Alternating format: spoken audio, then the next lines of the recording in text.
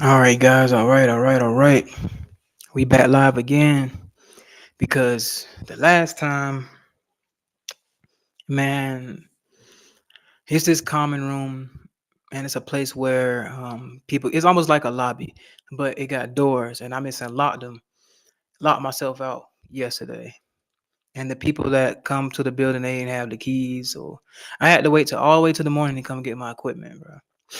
So we're just gonna go on and run this back, and this time we ain't doing no bull. Ain't gonna be no BS. Experiences you will have when you become more attractive, guys. That's what we're gonna be talking about. That's gonna be the whole speed. You feel me? This time we ain't yeah. This time we in there. We in there for the whole time. What's going on, Black Panther? Had to run it back. Had to run it back. I couldn't let that one just die out. And I ain't want to leave it up either because I ain't want to leave no bad content up like that. But anyway, guys, we in there for this time. We in there this time. A bad experience. A lot of experiences you gonna have, bro. A lot of experiences. I notice a lot of you guys on your goals. A lot of you guys are on the way to trying to make yourself better, changing your body composition, getting in the gym, practicing the body game, looks maxing, doing the best you can. And I like to see that, guys. I like to see that. And that's what I'm doing. Like that's why I'd rather just lead by example, guys. Like anybody that's been watching me, y'all know how drastically I've changed over the years. Over like the I say that years. It's almost been like 2 years almost. I ain't been on here for that long. So hey, I'm a lead by example. That's the best thing to do.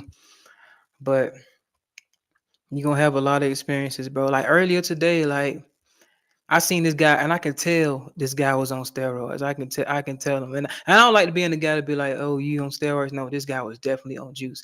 He saw me earlier and I was just like this, just like this. And he basically he was looking at me like I'm like, you see that's the crazy part about it. Like this guy's like 2 times my size. And he was looking at me like he had fear in his eyes and shit like that. So I was like, okay, cool. The girl beside him was looking like, okay, but it was some weird shit, bro. It was some weird stuff. So when y'all come on in here, shit, we gonna chop it up. We gonna talk. Y'all tell me about y'all experiences. Y'all got questions or whatever y'all wanna say in the comment section. We can go on and chop it up like that. This is our time to have our discussion. This is our time to put everything on the table. And if any of y'all want to come on, I'm gonna go on and put the link to join inside the chat. So any of y'all want to come on here, you're welcome to. Let me see. I forgot what it is. There you go. And when you look at the chat, in order to come into the stream, you can press that link right there that's in the chat. If you want to come on and talk, ask a question pertaining to the subject, guys, pertaining to the subject. And hey, we can do it. You feel me? We can definitely do it. That's how we gonna do it. He said, Mr. Love Taps, the cut is looking sick. No, though. Blessings to you. For sure, bro. Appreciate that, man. Appreciate that. Definitely been a long time coming. And I was learning my body even as we speak, still learning how to navigate things, learning how I look on different days. Some days I look a little puffier, some days I look a little more cut, and navigating between how I alter that. On other days I can look drier and my face looks a lot more sinking in. Another day it might be a lot more puffier. Maybe I've taken in more sodium and taken in more carbs the day prior and taking in a lot more liquids as well. So learning to navigate between that, and I've learned how to change my body over the next 2 or 3 days and stuff. So I've learned how to do that. Carb cycling helps me with certain looks. If I want to be cut for in like 3 or 4 days, I know how to do that. So you just learning how to do different things as well. So if I know something coming up, what I want to be is like pretty much I want to get to the point of being ripped, but I know it's not really sustainable. But I want to be in striking distance. So, like, say for instance, I had a event coming up, like probably I don't know to the beach or something like that, or something along them lines. And I want to get to the point where I'm like way down. I want to be just like 1 week and a half away from cutting down to the point like striking distance. So whenever I want to cut down and do it like that for, for that little bit of time to look real good on the beach that day or whatever, I can be in striking distance to do that. That's what I want to do. Thurston Warta, why do people feel like they're in my way? No, though. Depending on what you mean by in your way, you have to elaborate a little more on that. But yeah, yeah, I just ask you to elaborate a little more on that, and I can properly answer the question. And but bro, like it's a lot of changes when you become more attractive. There's a lot more experiences. Things come a lot easier. Things are opened up for you. You get the hate, you get the love. Especially like with the women, you get the hate and you get the love. With the men, you get the hate and you get the love. It's like that admiration.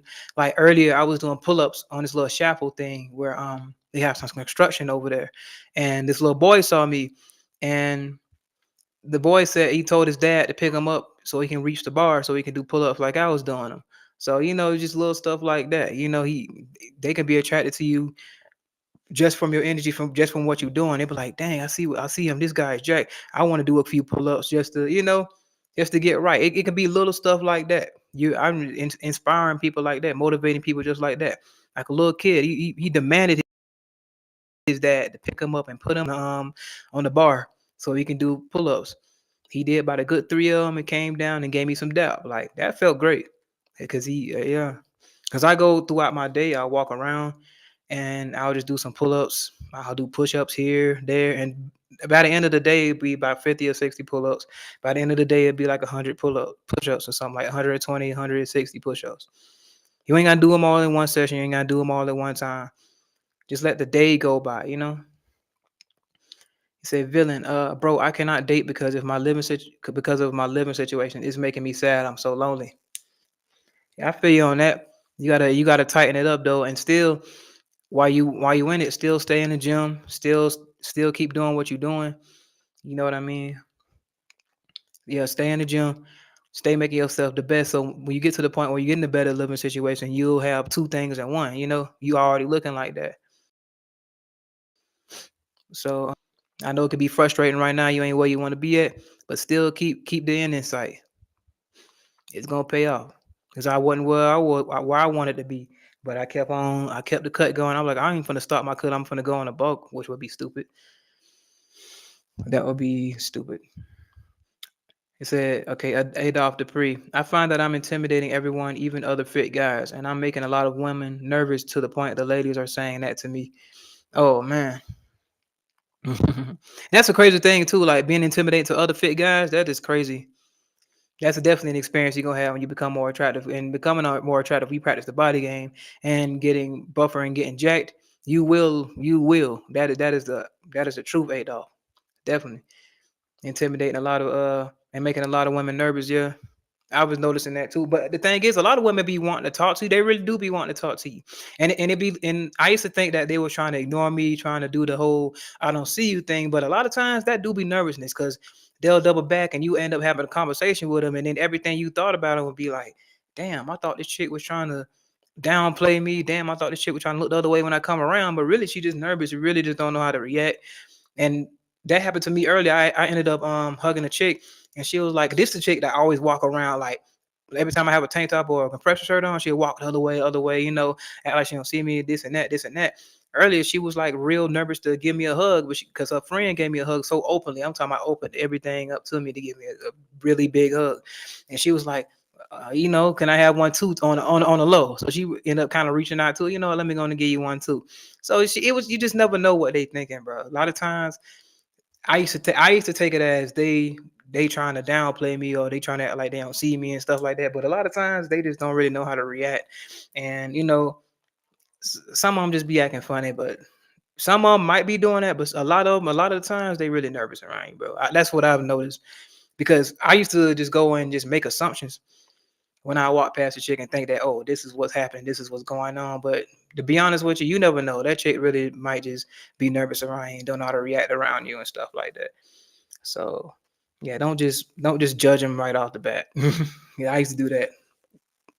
I used to do that back to back for real. Thurston Warta. In passing, they'll say sorry in the store while I'm waiting for them to get what they need from the shelf, or say excuse me when they're not even in the way. Yeah. And he said while you're waiting for them to get what they need from the shelf. Oh yeah, because that's them acknowledging that's them acknowledging your presence. And the excuse me thing, that's like a nervous reaction to you. Just know, let you know that they're there, but they're not trying to have no trouble, you know. So I know this guys on the other side of the alley be like, "Oh, my bad, excuse me, bro. Let me get," you know what I'm saying? So it's almost like when you walking by a big ass bear or something. I'm gonna say a big ass bear, but you're intimidated by a bear, but you could be on the other side of the trail, but you'll still be kind of have like some excuse me energy, like, you know, let me go and get past it because I don't want no trouble. You know what I'm saying? So it's the same thing. But they'll say that just to make sure you know that they're not a threat and they're not trying you, just to make sure that they know that they're not offending you in any sort of way. But you know, that's just people's perception of you. And even if you just look like you're just an attractive person, they want your attention anyway in one way or another. They want to try to get your attention in one way or another. I noticed that people like to try to get your attention when you be out in the grocery store. You'll be over here looking at one part of the shelf right there, and then now all of a sudden they want to come over there and ask you a question about a product, like you work at the store, ask you where something at, or you know, to start some funny conversation with you. I've noticed that happen a lot. That happens a lot to me, actually. A lot to me. They'll come over and try to shop by me, and you know, just try to be around and stuff. They be doing stuff like that. They'll come around and try to put themselves in your path. And I noticed something too. When I see a chick that I'm interested in, I'm like, damn, she kind of thick. Let me go over here and look over here and act like I'm shopping over here. I do that. I ain't gonna lie. I do that. So I can get a little closer look sometimes, you know, to see what's going on and to scope the situation out too, because I definitely am street smart and you never know if she with somebody. That's why I like to scope the whole situation out. So I'll go around too. So I find myself doing that. So I'm like, women will definitely do that to you, and people in general will just do that to you. It's not even just women. It'll be men, it'll be kids. They'll come around trying to play with you. I always have, bro, babies and me every time. Every time somebody's holding a baby come around me, the babies are always staring at me. I'm talking about babies breaking their necks staring at me, bro. I don't even know why. That is one of the weirdest phenomenons to me, bro. That should be happening to me for a long time. For a long time, bro. That is a very weird phenomenon for me. Yeah, but definitely that Thurston, that is definitely true. Definitely. When you're not even nowhere in their way, they just want to make sure there ain't no trouble, bro. It's a little intimidation. This, I don't want no problems type shit. Women ignore you as a way to try to make you lose confidence. And I noticed that too. And I noticed when a woman's actively doing that, they'll turn their head and they'll flick their hair. It's not even just a regular play with the hair. I've been noticing they'll turn their head and flick their hair. I be seeing that shit. Yeah, I'll be like, okay, that's cool. All I do is I keep walking, I keep my head up, I put my chest up a little more and put my head up, and I keep it trucking. I tilt my head up just a little bit more and keep walking every time they do that, because I know what it is. They're acknowledging you without trying to acknowledge you. Them actively trying to ignore you is another way of acknowledging you, because you wouldn't have to go through the extent of doing that if you weren't nothing to look at. If you weren't nothing to grovel at, it wouldn't be no need to make those gestures to force yourself to look away, to force yourself to act like somebody's not there. No, your presence is your presence is affecting them. So they're trying to undermine your presence. A lot of that will happen. A lot of people will try to undermine your presence. They'll try to make jokes with your presence and stuff like that. That's why those little guys, you walk around, you probably got your tank top on, probably got your stringer on, and they'll try to snicker at you and laugh at you while they eating their ice cream and hot dogs, slathered down and chili and cheese and all that. You're eating a big ass Philly cheesesteak with the big ass the bread and all that shit. They sitting there trying to snicker and laugh at you while you walking by and shit like that. I be like, bro. And I already know why they doing that, but it ain't nothing but insecurity. It ain't nothing but insecurity. They trying to laugh at you to make themselves feel better, but you got to ask yourself a question. And the reason they do that is they know that your presence is getting the attention and garnering the attention that you want. So they're trying to dumb you down. They're trying to joke you down. They're trying to make you seem like you're a laughing stock. Oh, why he's doing this? Oh, he's the oddball out. Oh, he's trying. It is nothing but a slight bullying tactic that really just makes them look bad. It only shelters the other guys that are hating on you as well. Yeah, if those other guys, they're gonna laugh too because it makes them feel comfortable, and misery loves company. So they want to join in and laugh, but they're all laughing in vain because they are not making any steps to make themselves better. So they want to try to bring you down. But guess what? The women know what they're doing and they don't care. Now the women that might laugh with them too, they might have their own insecurities and they probably trying to dumb you down too. So of course some of the female haters in the group will probably be with them too. But at the end of the day, they know what you're capable of. At the end of the day, they know what reality is at the end of the day. So they can laugh and snigger all they want to, but I bet they don't want you coming to the party with them. I bet they don't want you being in any situation when they're trying to talk to a chick that they really want. I bet they don't want you anywhere near any situation where they trying to get any type of play from a chick because they know what's gonna happen. They know what's gonna happen. So they trying to laugh you down. They're gonna try to joke you down and try to make it seem like you're lesser than. That's gonna happen a lot, guys. The people gonna try to humble you. People gonna try to bring you down because they know that your presence is too great. Your presence is too great. What else can they do? They don't. Those guys don't stand out. Look at you and look at them. Let's keep it a buck. And this ain't even trying to be on some extra narcissistic type deal. But if you putting in the work to make yourself look better, you taking the steps every day to make yourself look better. You hitting the gym. You putting in the work, bro. You're giving yourself the proof. Because when you go and look in the mirror and see the changes that you made and getting the results that you're working for, then you got the proof. You see what I'm saying? They don't got the proof. They look in the mirror. They ain't no proof. They ain't got nothing to fall back on. They don't stand out. They walk into a crowd. Ain't nobody gonna turn their head. Nobody breaking their neck for them. Ain't none of that. Ain't none of that going on. Ain't none of them choosing signals going on. That's why they gotta wear the designer. That's why they gotta throw the chains on. That's why they gotta pull up in the car and all that. Because they can't do it themselves. They can't walk in a Walmart shirt and get the same attention you get. They can't walk in a compression shirt and look like a superhero. They can't do that. I told the guys, I was like, hey, y'all getting mad at me for wearing a protection, but like, why you always wearing this? Why you won't wear a regular shirt? I mean, y'all can wear the same thing too. Oh, but we don't look like you. Well, they go put in the work then. Tell me, oh, we don't look like you. Okay, well, shit. Well, what that mean you need to do? You need to go and take your ass and get in the gym. But no, that take time. That take work. They take consistency. It's easy to sit there and hate. Yeah, it's easy to sit there and hate and complain and talk shit and all that. Yeah, it ain't easy to stick to this program to be able to change yourself.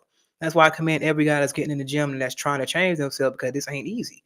But that's why you garner a lot of respect from people too at the same time because they know this ain't easy. They know they can't do the things you're doing. They know they can't have the discipline that you have to get to where you are. Look at me. I'm walking discipline. You guys have seen for yourselves. I'm not just no YouTube guy that just came on here. Y'all ain't see my journey. I done told y'all my journey a couple times. I done told y'all where I came from. I told you my experiences. Y'all have physically seen me change before your eyes on the camera. Look at my footage from way back then and look at my footage now. You can see the change. I have proof. I got receipts. You see what I'm saying? I'm living. I'm doing I'm practicing what I preach, and y'all can see that. So I know that's why a lot of y'all respect me for that. That's going to automatically garner respect because I'm showing you guys I'm leading by example. I'm not just saying this stuff. Oh, I'm spitting all this stuff and ain't got no results. I ain't got no trail of results. I ain't got no trail of nothing.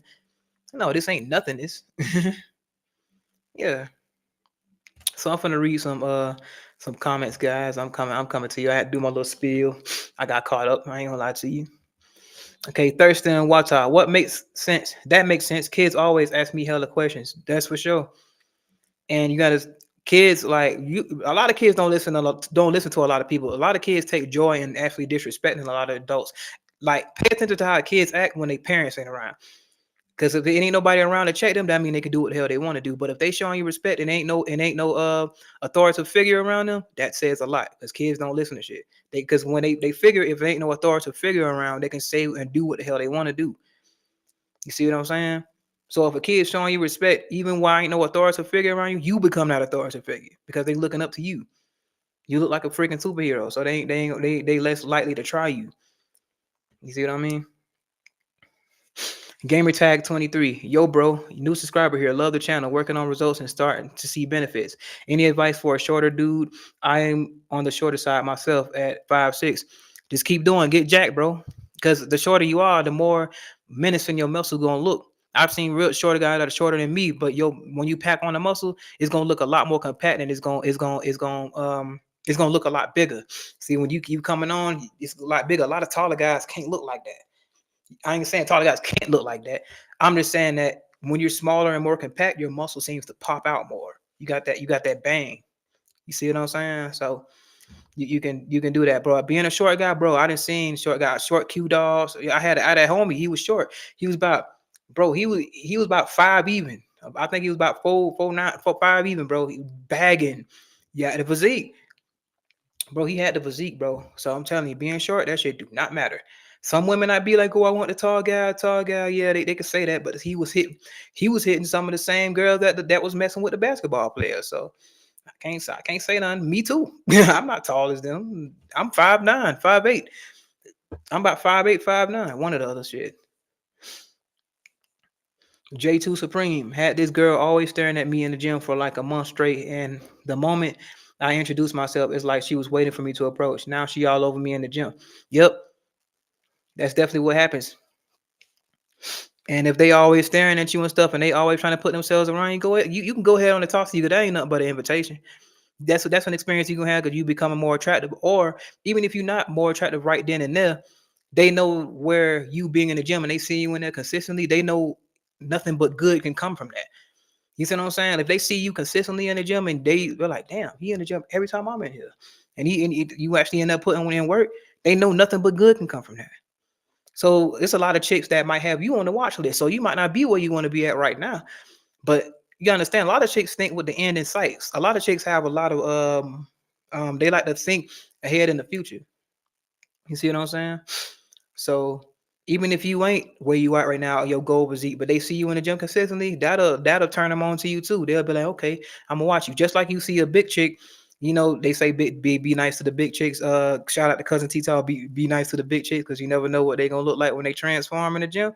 Yeah, you might have a couple chicks on your watch list that might not be where at the body that you like, but shoot, you see them a couple months later, you know, they sure looking right. You hear me? So it's almost like they way of being nice to the guy that ain't there yet, or they might have some problems. They might want some accountability to themselves, and them seeing you and they're like, damn, I want to talk to him. I admire his tenacity. I admire his consistency. They like to see that, man. A lot of chicks just want to see that you'll stick to something. A lot of chicks used to seeing guys come in the gym, come and go. See him one time, don't ever see him again. See him a month later, come once a month or something like that. They not used to seeing consistency. They not used to seeing guys keep promises to themselves. That's what I noticed with a lot of chicks. A lot of chicks ain't used to seeing that from guys. That's why a lot of them don't respect a lot of guys as men because they seen a lot of men say they're gonna do something and don't follow through. But a lot of chicks have seen me say I'm gonna do something and I'm following through with it. You see what I'm saying? So that's undeniable proof. Noto the freak.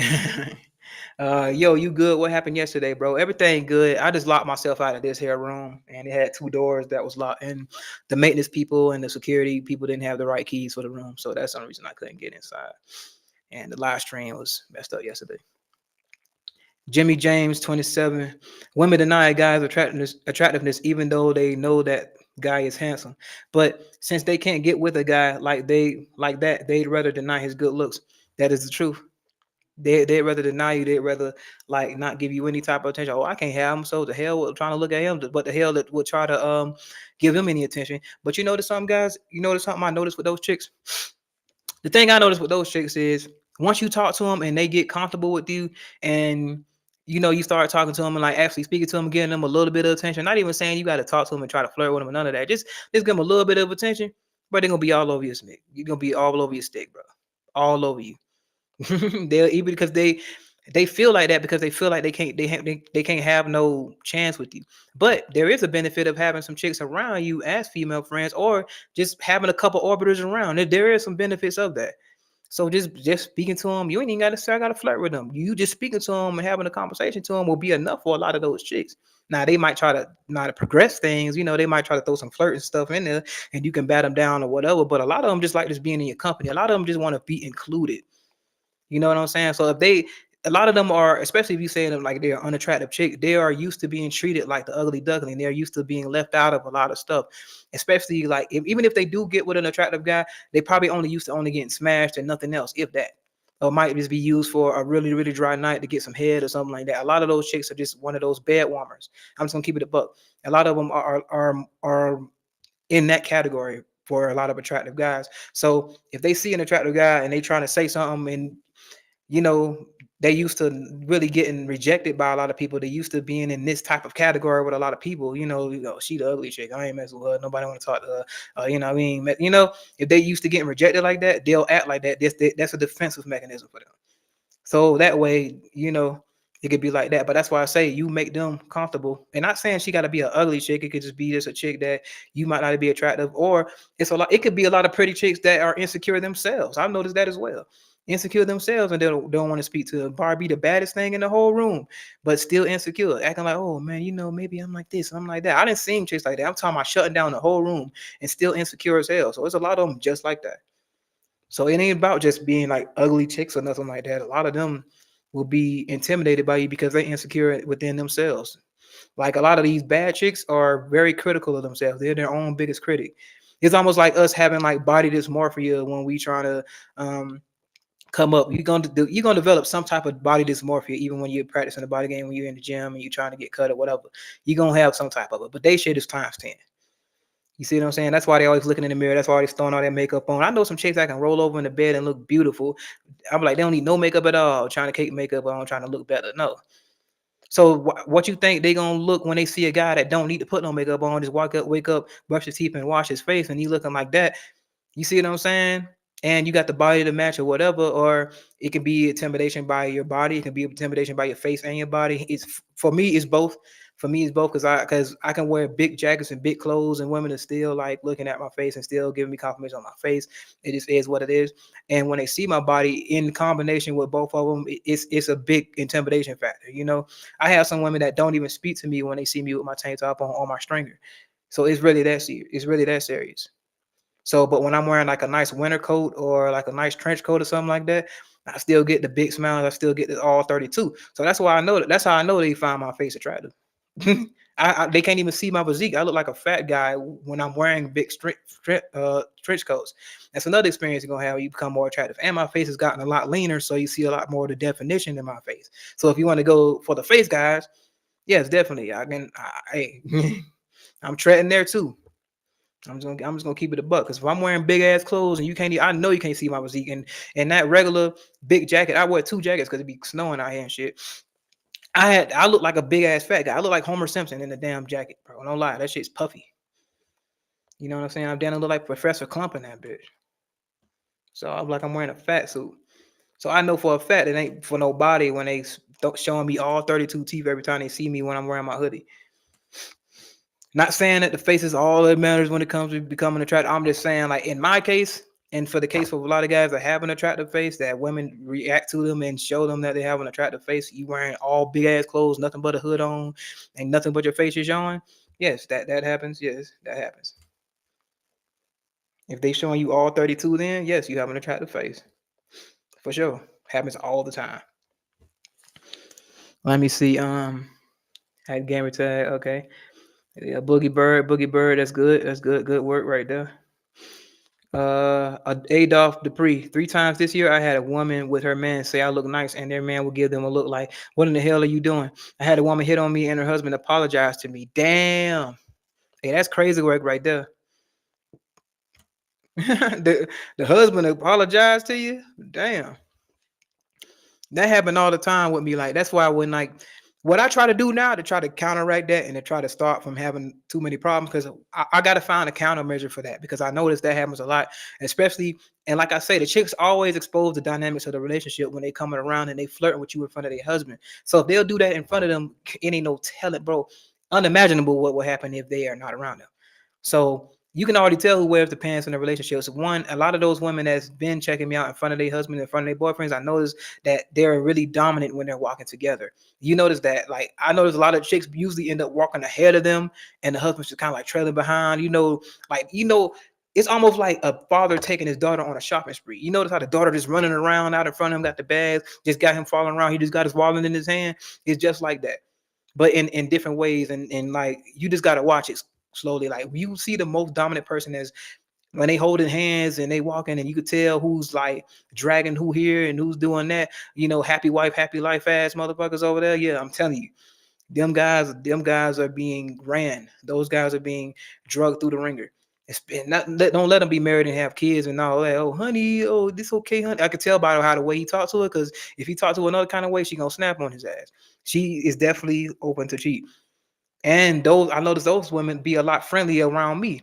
See, what I've watched women be mean to their husband, but come to me and have a feminine attitude. So that's crazy, bro. That's crazy, bro. If they respect you, they don't have respect for that man. He's already showed them time and time again why they don't respect him. You see what I mean? That's another experience you're gonna have when you come more attractive, and that plays into the intimidation factor. That plays into the intimidation factor. So they don't know you like that, so they can't come at you any kind of way. They can test you, but you can shoot that shit down and be like, oh, I can't play with him like that. You know what I mean? They got to come a whole another way. So even these quote unquote masculine chicks will be humble, like just like Nikki Parker. Shout out to AMS. He made this example. When Nikki Parker, anybody ever seen the Parkers? She be acting mean to all the other men. All these other men, she get the shit end of the stick with her. But when it comes to Professor Ogilvy, she is the most girliest girl you ever seen in your life. You'll think that she have on Care Bear pillows and pink sheets and all that in her bed, and as feminine as she act when Professor Ogilvy comes around, because she finds him attractive. That's an experience you will have when you become more attractive, when a woman finds you attractive. When a woman sees you as that guy.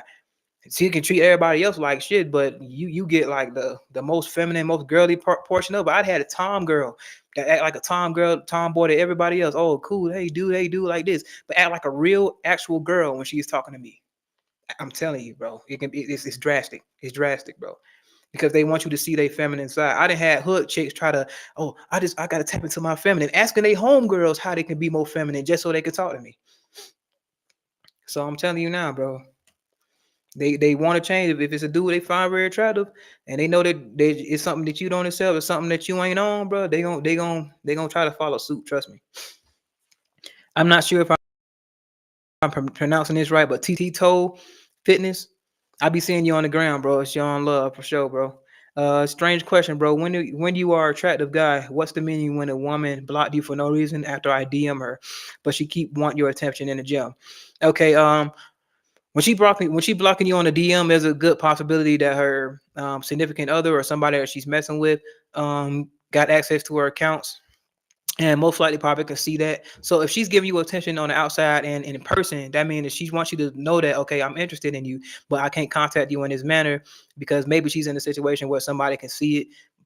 She probably got a boyfriend and she don't want him to see it. And he probably looking through her social media, probably looking through her DMs and stuff. So, and you can probably be that extra placeholder just in case that when she leave him, you can be the guy that's next in line too. So they might have a few guys that's next in line, or you know, can contender for that spot or whatever, because you always in competition. I'm gonna tell you, whether you be like, oh, these guys ain't on my level, bro, you in competition.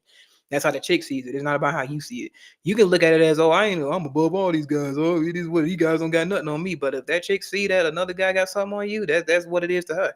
You can be the most best version of yourself, but if she sees something in another guy that she like, that's what you like. That's why you got to look at how individual women look at men. It's not about how all of them look at it as a whole, because you keep putting everything as a whole. You try to categorize all these women. Oh, these women like this, these women like this. Women like different things. We are all individual people. I know people that like they take it to the anime. I know some people that like Naruto, that hate Dragon Ball Z. I know some people that like Goku and don't like Vegeta, you know what I'm saying? That don't like Majin Buu, and some people that only like Cell. We all different people. We are all individual people. This doesn't just go anime. We all like different stuff. Some girls like big guys. Some girls like skinny guys. Some guys like muscular guys. But one thing that does always work is having muscles, because you have a bigger pool of women that like muscles and probably don't even know themselves that they like muscles.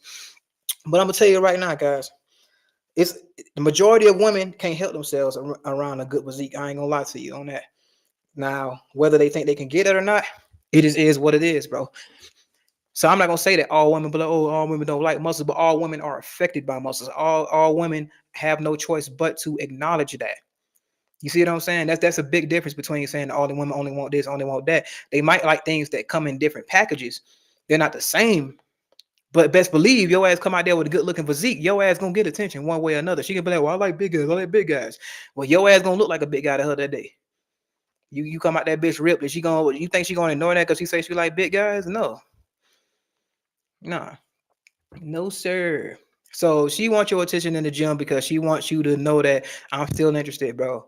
But I can't have you hitting me up because I got somebody watching my stuff. That's basically what it is, and that's when I notice a lot of times what it is. Because if she's acting, or she could somewhat be an attention type girl as well. They want you a followership. I ain't even noticed that as well. But when you talk to her in person and stuff like that, and if she lets you progress things, or you never know, like it's kind of hard to do that when you're on the outside looking in.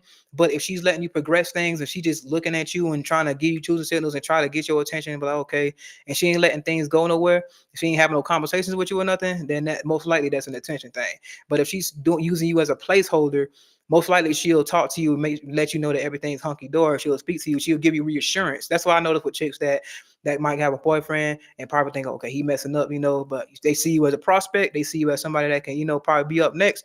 They will give you reassurance. So if she ain't give you no type of reassurance or letting you know that, okay, yo, you cool, we can still talk, we this or that. She ain't doing that, but only playing staring games and getting your attention, that's bullshit. I'm telling you that now, that is bullshit.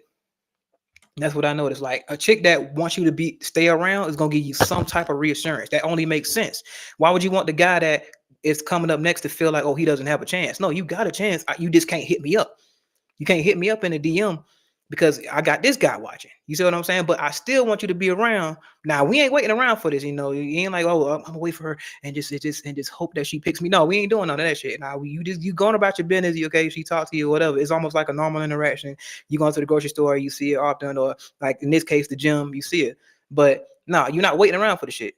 But she will give you some type of reassurance. I'm telling you that now. If she ain't giving you no reassurance, it's bullshit.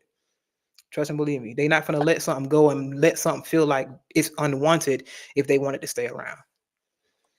So Thurston Wartaw, an incredible physique implies that the man has discipline and their egos get hurt because they have discipline equals freedom. So because they have none. Yeah, it does imply that we have discipline. That's why it's respected so much. That's why it's feared so much, because they know what goes into it. And you come around with some big ass muscles, they know that you're gonna lift something. They know, because you got to force yourself to get like that.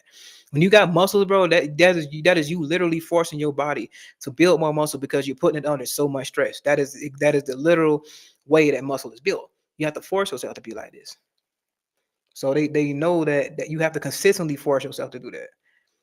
And the more you force yourself, the more stress you put up under it, the more your body says, oh man, I need to make my muscles bigger to respond to the stress that's being put on my body. You see what I mean? So that's what's up. Slynell 1. Let's get it, guys. For sure. Let's get it. Let's get it. We in there. We in there all the day. I'm finna get to all y'all. Gamer tag 23. Went to the mall today. Never saw a single man with results like I'm working towards. Crazy. Gives me fuel to keep going. And that's what I keep telling you guys. It ain't as rare as you think it is. Because when you become more attractive, you practice in the body game, you automatically become more attractive. Because think about it. The body game is it's the gateway of becoming more attractive. One, especially if you practicing it to get to cut, your face is going to get leaner. Everything else is just going to get so much better. You're going to build muscle. You're working on your body, working on your actual shape. Why you think all the women are around here getting all these jobs, these BBLs, getting the boob jobs, the nose jobs, all this stuff with their bodies? Because they know that's what turns on the man. They know that's what gets the man's attention. But what a lot of men neglect to realize is that we have the same effect on women. And they think that since we can't take the same shortcuts as go getting the BBLs, getting the abs and all, bro, I'm telling you now, all that surgery and stuff for the muscles for men, bro, that is faulty. That is faulty, bro. We have to seriously work on ourselves to get that. But women, what they do is to keep their simps and their orbiters around, they'll say that they don't like that so they can keep that guy around. You understand that? If they got this guy that's spending all this money on them, paying their bills, or they got the uncle, whoever over there taking care of their bills, they got to feed his ego. They got to make him feel like, oh, you are what I'm attracted to. Oh, big daddy, do that. Play his ego. Play to his ego. I done seen girls do this shit. I done smash the same chicks that be doing it. So they're gonna feed into the ego and make him feel like he is doing on top of the world, acting like everything he's doing is so right, and oh, she's so turned on by the lifestyle that he giving her and all that stuff there. And that's how it's just gonna go, bro. I'm telling you that now. That's how they feed into it, bro. They make it seem like they don't like muscular men, and they'll try to put you down so that guy, they can keep those guys around. They can't be real, because if they be real, they can risk losing these guys. You see what I'm saying? If they got a guy that's paying their bills and they need it and they just need it just to get so they get on their feet or something, and they might be going through nursing school, another guy might be paying her tuition. You never know what she got going on. You never know what she got going on. So if she say what she really want to say, oh, I like muscular guys, and he's become more attractive, or being the best version of himself, and she trying to ignore you, act like you ain't there, just to keep this man happy, or watch what she say, just to keep this man happy and keep him around. They have to do that. That's why they're actors. They're Academy Award winning actors, guys. That's what they are. Because they say they don't like muscular men. That is bullshit, bro. That is bullshit.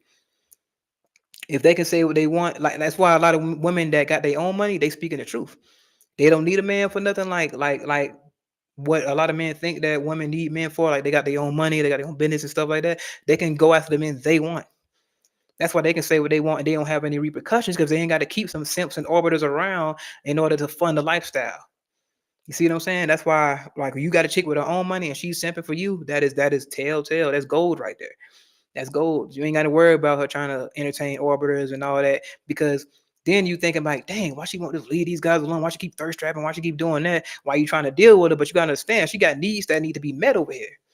And you became your best version of yourself. You became more attractive. You're like, damn, I should be enough, right? I should be this and that. But you got to understand that she's using these guys to get a certain way. She probably ain't where she want to be at yet financially, but she's not requiring no money of you because she finds you physically attractive. She likes your form the way it is, but these needs still need to be met. And these guys are throwing money at her, literally funding her lifestyle that she needs. So yeah, in order to get a leg up on what she want to get at, she gonna still use those guys, but still keep you around because that's why you end up being that side guy to the situation. And usually in these cases, when she's using the guy, sometimes they'll be in a relationship with this guy. Sometimes they even be married to this guy. That's what I've noticed in a lot of these situations. I got a chick right now that's married right now that'll say that she would leave her husband for me right now. She would, but she has him paying for the mortgage, paying for all this other stuff. She paying for this, so I know it's unrealistic in what she say. But she literally wants to do that because she's very physically attracted to me. This is a chick that haven't left me alone for years. Married and all, still call me baby, still call me this, still call me boo, still call me all that. So I'm telling you that right now, bro. Like, you can say what you want to say, bro, but they can say what they want to say, bro. But a lot of them are withholding their tongue to keep the lifestyle going, to keep a couple guys around. Okay. And like, yeah, it ain't as many people in shape as you think it is too. So that's why he walked in the mall and ain't see nobody else. It's a lot of times you probably might see one or two guys out of 100 or 200 people in the entire mall. I'm telling you, people. I'm telling you guys. I'm telling you guys. These people are not working out. A lot of these people are not practicing the body game. You have a leg up on them, especially if you got an average physique. If you got an above average physique right now, you are at least 5 years ahead of a lot of guys right now. You are like 5 years ahead of all these other guys right now. Y'all peep this game now. I'm telling y'all because I'm gonna be keeping this shit real with y'all. This is what a lot of these guys that are trying to say these programs ain't gonna tell your ass. That's what they ain't gonna tell you. That's why I want to get Ivan Parfait on here, definitely. And as far as the collabs and stuff like that, yeah, me Underdog and the deal, we definitely do for another panel because we finna get this shit right, bro. We all finna go out together. And that's what I want to see for sure. Hey, why aren't women honest about looks being number one in what matter at first in dating? They're not gonna be honest because a lot of the guys that they're trying to use, a lot of the guys, like I said before, that they're simping over that are handing them the cash, don't look the part. You know what I'm saying? They don't look the part.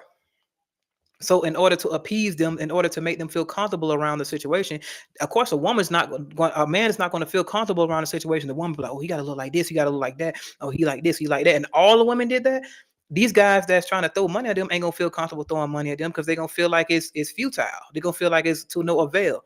So what better way? So how does the woman respond to that? So now they gotta say, oh no, it's good like this. Oh, a pot belly's okay. Oh, a dad bod is okay. You ain't gotta do none of that or stuff. So now the man feels comfortable. So he comes into that situation that he feels comfortable in. He's willing to spend that cash. They gotta be smart about this. They can't say that. Oh, you ugly guy. I don't want you. You doing this. Oh, give me some money though. Hell no.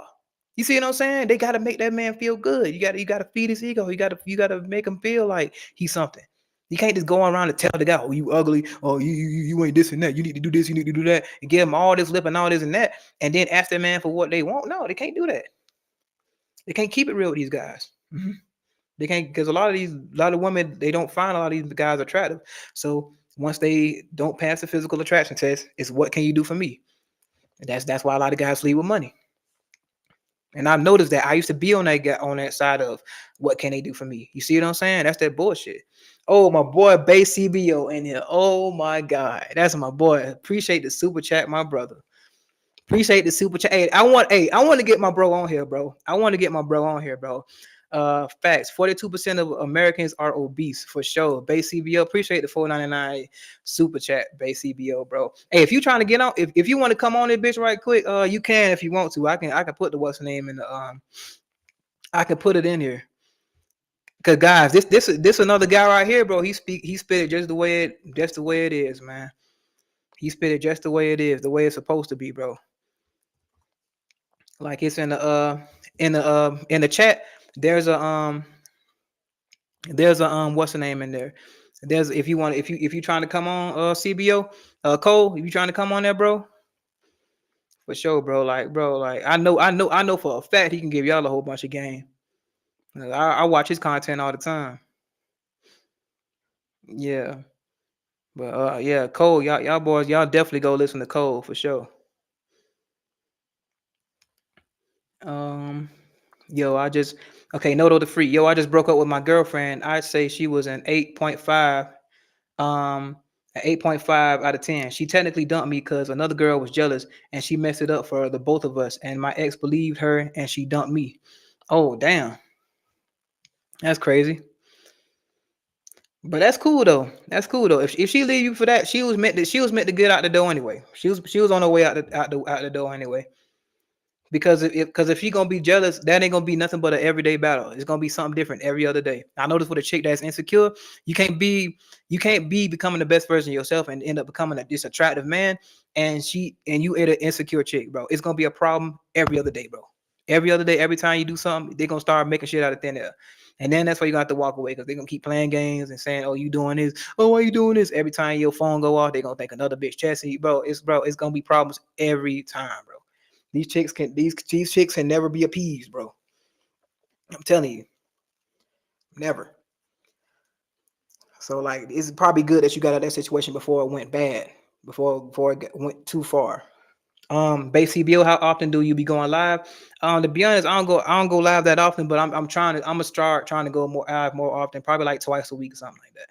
I'm gonna try to do that, but we can set something up though, just in case. Yeah, we can definitely do that for future reference. Jimmy James, 27, older men that did not take care of their body in their youth hate a lot. Oh, that's a fact. A lot of these guys walking around with these mediocre bodies that is old as hell, like around the 50s and 60s and stuff like that. They hate hard on guys that practicing the body game for sure. Hate hard. That's why they always give you that mean mug and stuff like that because they way past their prime. So even if they even tried to work out right there, they were nowhere near where you look at. So what's the best way to do? Hate. They gonna hate on you right then and there. They gonna hate on you right then and there.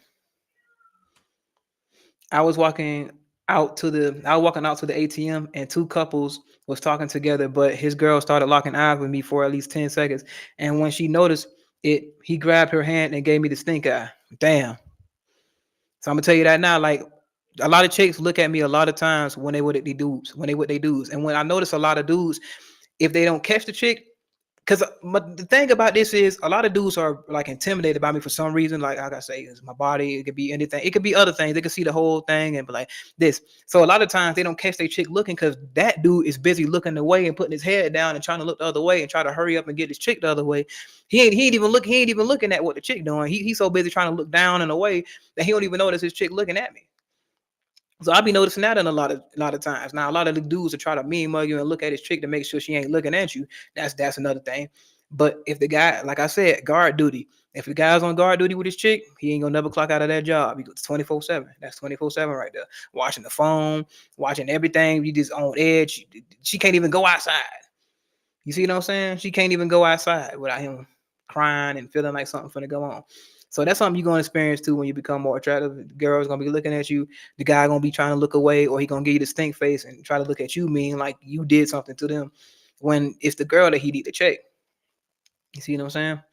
Boogie Bird, they will uncontrollably drop their jaw. It's hilarious. Definitely. I remember I was walking in the mall one day and this lady was eating some food and Like when I told y'all about that story about the chick that kidnapped me and took me to or to the O, and this we walked into this outside mall. We went to the food court, and I had my tank top on. And this lady was eating her food, but her mouth was wide open, and the food fell off her fork. Yeah, that definitely happened to me right in front of the husband that she was sitting in front of. It was an older white lady, but the reaction was crazy.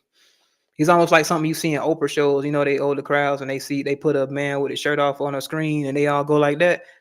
So they be like, oh, you only attracting the older ladies. Not only attracting the older ladies, but if you doing that, you getting that reaction out of any woman, you are an attractive man. Because all you got that's another thing I want to dead out because guys be like, oh man, these ugly chicks want me and all this and all that. Think about it. If a lot of these ugly chicks be calling other guys ugly, be calling guys ugly and all this and that, they are some of the most pickiest ones. So if they willing to give you some type of celebrity treatment, if they willing to say, oh, he's so fine, oh, he this and that, if they willing to say that, and just because who it's coming from you might not find them attractive, but that should give you some reassurance that you're very attractive because they are going after these top guys like Omarion, Idris Elba, Chris Hemsworth. They are crushing over those guys. They got pictures of them in their wall. So if you get the same celebrity treatment from the girls that admire these guys, you are a very attractive man, whether it coming from the girl you find attractive or not. So it could be older women, it could be old ladies or whatever. If they giving you any type of celebrity treatment, bro, women are picky. They'll look at an ugly dude. You think they finna give a guy that's unattractive that type of treatment, even if they don't look that good? Come on, man. Just keep it a buck. Let's keep it a buck. I'm keeping it real with y'all on this. I'm keeping it real with y'all on this now. Let me see. Louis Viable. So we got a super chat from Louis Viable. 4.99. Appreciate that, my bro. Appreciate that for sure. My brother Love from Louis V. Keep going. For sure. You already know I'm keeping it going. We're keeping it going. We gotta purge a lot of this BS, bro. We gotta purge a lot of this, man. There's a lot of BS going on. I keep it real with y'all. I'm gonna keep it real with you. There's too much fake junk going around here, man. Too much faking. He's trying to purge all this extra junk. Big Trill, how many calories do you eat? To be honest, I don't even know how many calories I eat. I'm just tailoring my diet. I'm doing it old school, but I've built a relationship with food to the point where I know what is what I can eyeball for a certain, So you do it long enough, you'll be able to eyeball it, my bro. Big Trill. By the way, what are your thoughts on girls who give you their number and then block you? Who? Oh man. That could be a sign of they're just trying to get you out their face. And you get your number. Okay, they block you.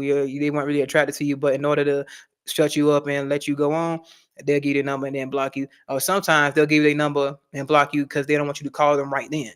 Because I had women that do that to me, but all of a sudden they texting me, asking me what's up, and I'm thinking I'm blocked. And I didn't forgot about the chick, and so that's their way of controlling the situation. Because if they block you, they can control that you can't call them, you can't hit them up. Because a lot of the times, that's like chick that got boyfriend energy that ain't acting right, energy right there. So they keeping another guy on standby or entertaining other guys. That's that type of energy. So they'll block you, so you can't call them right then or text them right then or none of that. So they can control the situation. A lot of them times, that don't worry about the chick blocking you. Wait a little bit. She might end up hitting you back up later on.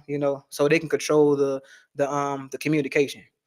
I mean, I don't prefer to be in those type of situations, honestly, personally myself, because it's inconvenient for the guy. But I mean, if it's a chick you find really attractive, you don't care about going, whatever. Like I say, you ain't waiting around for me. You still living your life. You still dating other chicks. You still doing that. But in her particular situation, she got to control the communication because she got a guy, and she don't need a phone ringing or getting text messages from a guy that she's entertaining while she's with her guy. It start more arguments and all this other shit. So I've noticed that as well. Thurston Marta, my theory: women want their husbands to see them looking at a muscular man, so the husband will start working out more. What's your opinion? That'll happen as well. That's a way of saying, "Hey, get your shit together, or I'm gonna leave your ass." That's a subliminal way of saying that. It definitely is a subliminal way. Now, it might not be as easy as they would say, or it's not easy just to leave them if they married. But yeah, they will do that if they love the guy enough and they want him to actually improve, and they see something like, damn, everything is good, but I just wish his body was better. You know what I'm saying? So then all of a sudden now she's playing workout videos. All of a sudden she's starting to talk about nutrition inadvertently. So if she really loved the man, and it was another reason why he got her, and his body was always all right enough for her to be like, okay, it's okay, but I a little bit better or something like that. She will actually try to help him out in that way. Those subliminals. Now, Looking at other men in front of her, that's a disrespectful way. I wouldn't tolerate that because that's disrespectful. That's disrespect. But if she going around the house saying, "Oh, maybe we should eat this, maybe we should do that," and like making suggestions and stuff like that, or saying maybe we should go to the gym and get memberships, that's how a chick is showing you that she really wants you, but she wants you to get a little better. But her don't like looking at checking out other guys in front of you. No, that's disrespect. That's no tolerance, zero tolerance for that.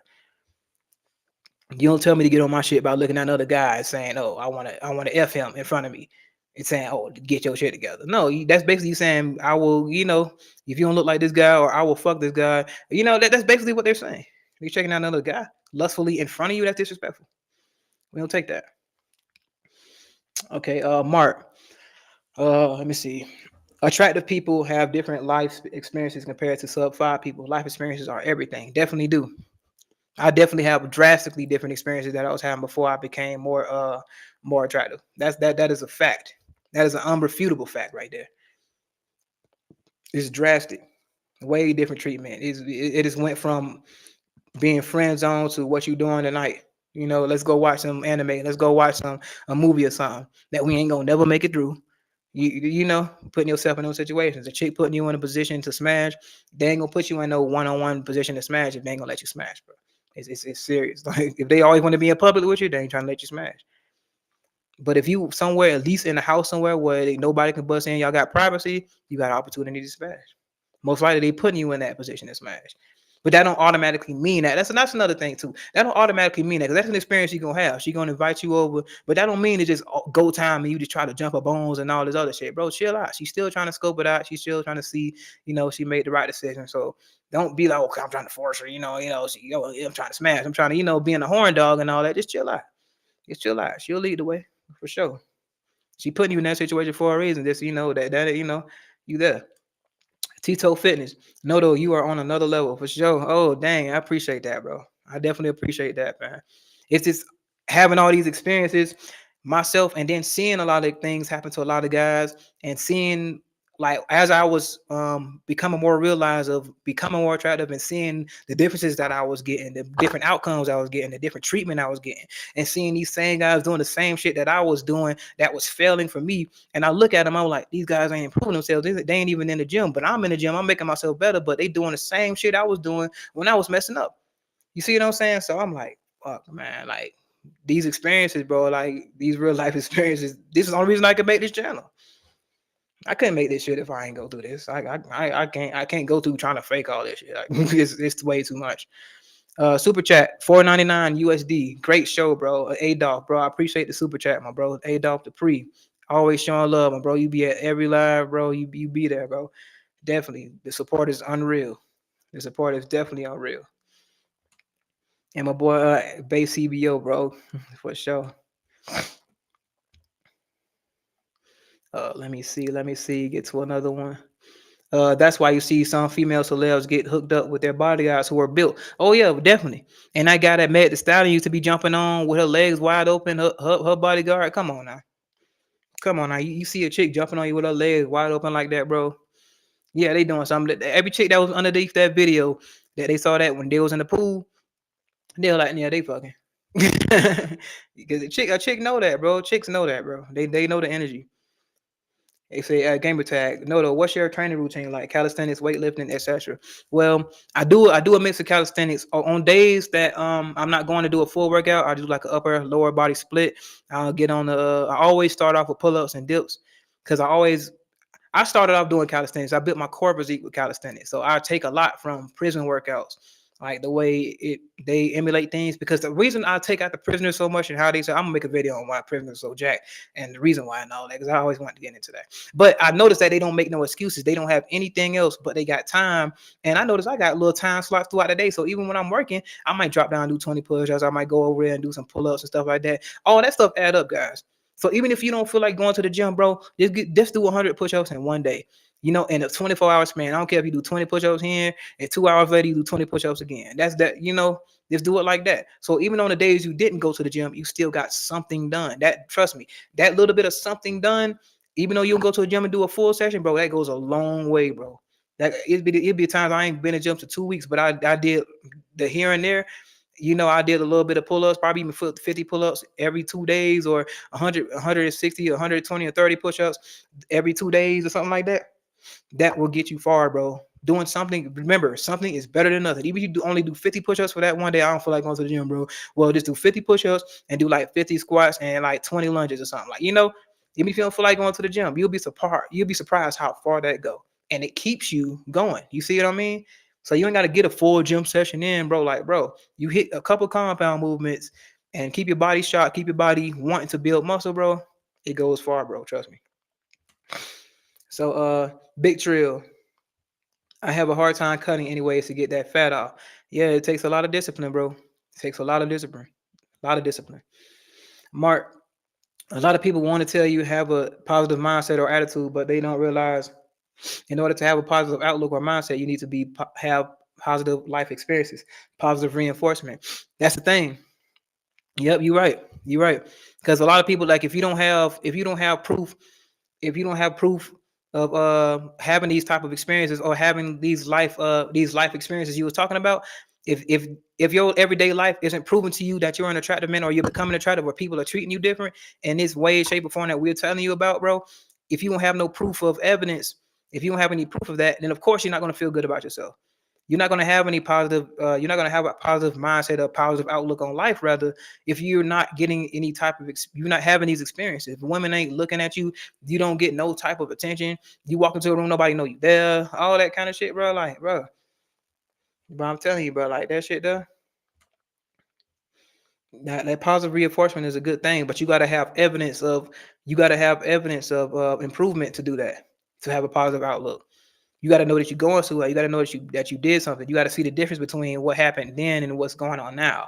If you ain't none of that going on, you ain't gonna have a positive outlook on life, for sure, bro. Super chat, $2 US. Thurston Wartop, appreciate the super chat, my bro. Thanks for sharing truth and righteousness.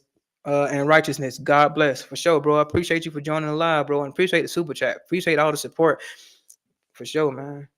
That's real right there, bro. Noto the freak, I meant my girl believed the girl that was jealous of me, and then we broke up, and I don't even know what she said about me to my ex. She just blocked me and dumped me. Well, it is what it is. If it take only that for her to leave you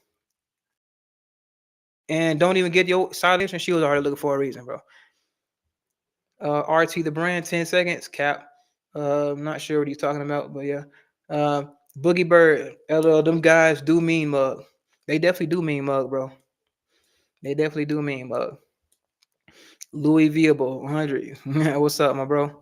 Boogie Bird, you're definitely always spitting facts. I go through most of the stuff you talk about, for sure. But these are real life experiences. These are real life experiences, and they're universal. And a lot of women do a lot of these gestures in the same way. A lot of these women, they run the game in the same way. It comes in different packages, but it's centered around the same way. You know what I mean? A lot of this stuff just can't be faked. A lot of these women, they take after each other a lot. So they use a lot of the same tactics. That's why we can resonate with us so much, because we're like, damn, all these women doing that. That's what you doing, women doing that. Why you think it can cover a vast amount of women, even though it's different situations? It's different because we all have individuality, but a lot of women are mob mentality. They do things a lot. They do a lot of things the same way. If you look at everything, the overall perspective. A lot of ladies will text me all day for a day or two and then ghost. Mm. Yeah, you definitely got some. You definitely got some women on your team with the ghosting thing. That can be several things though. So I can't really go into that like that, but that can be several things. Ace, the hate is crazy, bro. Definitely is. It's always gonna be crazy when you walking around a bunch of people that's not doing the same thing or putting in the same work as you. They're comfortable with being average. But as soon as somebody that's above average come around, they act like it's such a bad thing. Like it's a big deal. Like you just overshadowing when they can do the same thing. They just got to put the time in. Willie Beeman, shout out to Noto Content and all the bros here, for sure. Appreciate that, bro. Shout out to you as well, bro, for joining. Appreciate the support and everything. A big trill. Can I lose 3 pounds of fat in 1 week? Yes, you can. And I say if you're on the heavier end, it's definitely possible. It is possible. Even if you're on the lighter end, I wouldn't say that because you can risk losing muscle depending on how you go about it. But it is possible. I'm not gonna say it ain't possible. Mr. Love Taps, can you talk about how body game is like investing in stocks? That's how I see it. Yeah, you actually, yeah, the body game is like investing in stock because you're gonna get you're gonna get an eventual return. Now I don't know about stocks being like a sure return, but on the body game is 100% a sure return because you're putting a body through stress, and if you're doing resistance training, you are inevitably gonna build muscle. You're guaranteed to build muscle. That's the best thing about body game. You are guaranteed to build muscle. You are guaranteed to be in the better shape. You are guaranteed to get different results in life and with women. You're guaranteed that because when you're building muscle, you're becoming above average because a lot of guys don't have muscles that's popping. That in and of itself, if you can fill out a shirt and look like you're jacked, you above average right then and there. Now, when it comes to being elite and all that, you got more work to do. But as far as like filling out clothes and looking bigger and actually having some visible showing muscles and bulkiness to your muscle, bro, that you above average right there. There's a lot of guys walking around have nothing. You barely got no bicep, barely got a tricep cut. You see what I mean? So trust and believe me, bro. It's much more rare than you think. Uh, RT. Let me see. RT the brand, Cali muscle workouts. Hell yeah, I be seeing them old Cali muscle workouts for sure. Definitely be classics. I visit them from time to time. Willie Beeman, 4 times 25 decline push-ups every day with 100-pound weight vest works wonders, no lies. All right, whatever get it done for you, my brother, you get it done for you. What if you got the 100-pound weight vest? I never went that far. I ain't gonna lie to you. I never went that far with it, but it definitely sounds like something I wouldn't mind trying. Probably more so with the pull-ups. Maybe I might do it with the pull-ups.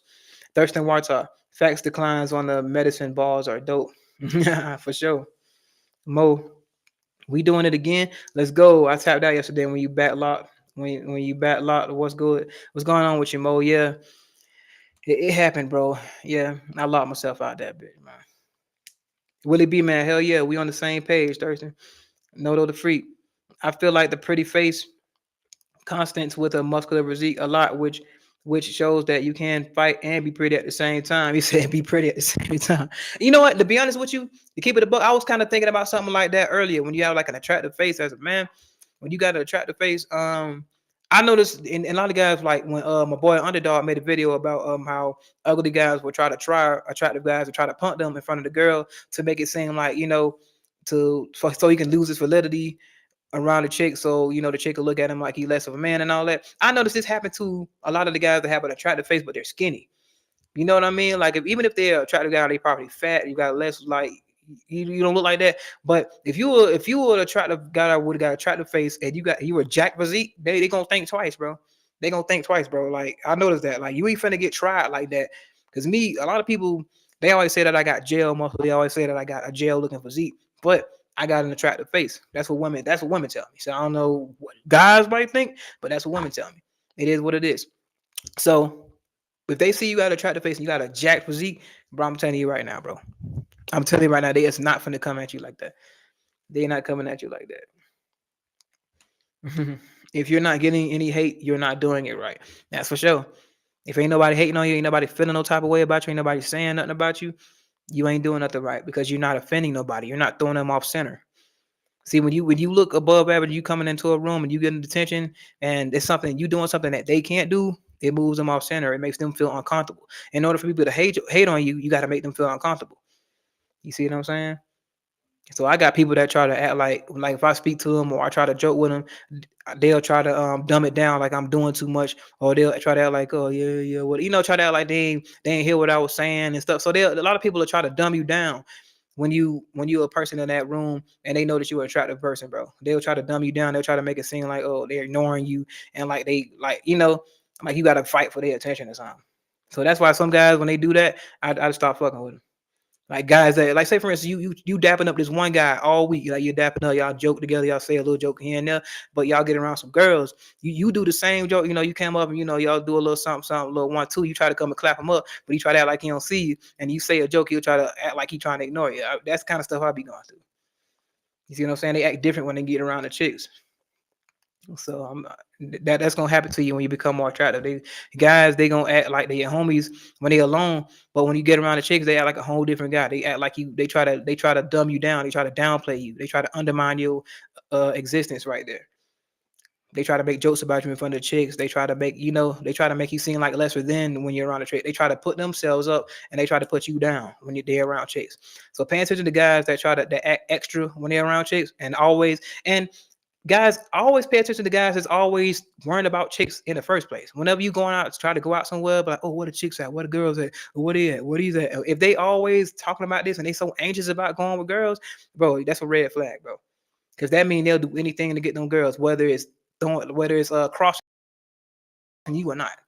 They will to get them girls. If they always talking about getting the girls, oh, where the girls at? Where the girls? They only want to go there if the girls at. They can't even go nowhere and have fun with them, like by themselves and just enjoy the activity that's going on. But they always worrying about where the girls at, this and that, this and that. Everything is girl focused with them. You can't be around them as attractive man. You can't be around them because one, you get into that in that situation. A lot of guys that's like that, most likely are unattractive guys, and they always trying to worry about the girl, this and that, that and that. So if something don't go their way, say for instance, y'all going to meet up with some chicks, and I noticed these guys, they had an agenda saying, "Oh, this gonna be my girl, this gonna be my girl." I was like, this is already faulty because if you try to invite us to come meet these chicks, you don't know who those chicks gonna choose. So that can already cause a rift right then and there. If you be like, oh, this the chick I want, so y'all back off of this. But we go up to there to meet the chicks, and she choose me. Now he got a problem with me. You see what I'm saying? That's why I be telling guys now, like we going to meet chicks, just go and meet them, and who they choose is who they choose. Don't be saying that, oh, this is the girl that I want. This because I'm telling you, you're gonna be disappointed when you don't get the results you want. And usually you don't have to do that when you're messing with other guys that are on the same caliber as you, because we already know the game. We ain't gotta explain that. But if you got guys that's too girl focused, you can't be around them as an attractive guy. I'm telling you now, because they're gonna end up hating on you when you get the results that they want right in front of them. I'm telling you now, that shit gonna kill them. That's gonna cause a rift every time. That's why you gotta hang around like-minded people. You gotta hang around guys that are like you. And in some cases, some of those guys could hate, but at least you got a better chance with guys that are like you that actually get girls of their own, as opposed to dealing with guys that are unattractive and trying to take everything they could get and get mad at everything that look your way. You see what I'm saying? They try to be around you and try to get the clout from being around you, but they don't get the results that you get from being around you. See, the chicks will come over there and talk to you, but ignore them. They'll hate that. Oh yeah, they'll hate that. That's happened before. I lost homies off of that. So I'm telling you now, like a lot of these friend groups y'all in, a lot of these homies y'all got, bro, when y'all become more attractive, I'm telling you now, if you the most attractive guy in that group, and you the only one getting the results of what we be talking about on these videos, getting these type of results, and those guys ain't, bro, it's always gonna be a problem. And another thing too, another underhanded compliment, another underhanded thing guys would do too, the red flag that a lot of y'all probably overlook with these guys is when they be like, "Oh, bro, man, you always getting all the girls, bro. Bro, you always getting the girls, bro." You know what I'm saying? They try to say it jokingly though. They're like, "But you be getting them all, bro. You get all of them." Now, I'm telling you now, unless it's a guy that get girls himself and he come and say that, now it's like genuine, like genuine friendly type deal. I can accept that because I noticed that okay, they got their own thing going on. But when you got a guy that's consistently saying that shit, consistently saying, "Oh, you getting all the girls, bro. You getting all, you get them all, you get them all. Say something for us, say something for us. Do this, that. Always saying that consistently. Watch out for the ass, bro, because they think you taking everything from them. That's secret competition. That secret competition. Because if they saying that, bro, save something for us, that would imply that you're taking every girl away. And if a guy thinks that you're taking something from them, they don't want to be around you, or they want to do something to dumb you down, bro. I'm telling you, bro, that's some undercover shit. Okay, Jacob Wonder, the amount of attention I get from people as an attractive guy, especially from girls, is crazy. Especially when you ain't paying attention to them. Mind your business is when they checking you out more. It's the truth. They have the expectation that if they checking out an attractive guy, that the attractive guy is not supposed to really acknowledge them. But they get mad when you don't acknowledge them. But in turn, they still respect it. Because if you come up to them on some joking stuff and stuff like that, they're gonna try to look at you another way. Oh, why are you doing this? They're gonna look at you crazy if you give them the same reaction as these unattractive guys that be running up on them every day. So as an attractive guy, they got the requirement of expect you to probably make a regular genuine approach, but they don't expect you to try to holler at them like the way these other guys be doing it all the time. They don't want that same thing. They be like, hold up, he ain't got to do all this. I'm checking him out. So why are you doing that? You see what I'm saying? So they just finding every little reason to disqualify you. You on the chopping block as an attractive guy. You're gonna be on the chopping block. So yeah, they don't want you acting like the rest of the guys. But we'll get mad if you try to ignore them too. So that's a way. That's a double-edged sword with them. They like to play games with you. Yeah. J2 Supreme. I be trying to put my coworkers onto the body game and skincare, but they rather make fun of me being a pretty boy. But then they feel a type of way when my female coworkers are attracted to me. Definitely. The reason they make fun of you is because it takes work to do that. It takes work to do that. And they can't just walk out there and get those results in a week. That's what they want to do. They can't get that in a week. So them seeing the girls finding you attractive, their way of making fun of you and try to laugh at you for being a quote unquote pretty boy for taking care of yourself, I guess. And that's their way of trying to dumb you down in front of the girls. But the girls don't care because they know what those guys are doing. I used to go through this shit at work too. I went through that same shit, and I work with these hard hat warehouse guys. So if you gonna be a guy like that that's attractive, and you gonna work in those type of environments with these extra hard guys, like I got calluses on my hands, ass guys right here, they gonna try to dumb you down and call you a pretty boy, and try to make it seem like you soft and stuff like that in front of the chicks. But it ain't gonna work in front of them because the chicks gonna know why, and they gonna still talk to you behind their backs. I had a chick that, like I told y'all before, I had a chick that was going to lunch with these guys. These guys were taking this chick to lunch every lunch period, going to get and buy them lunch.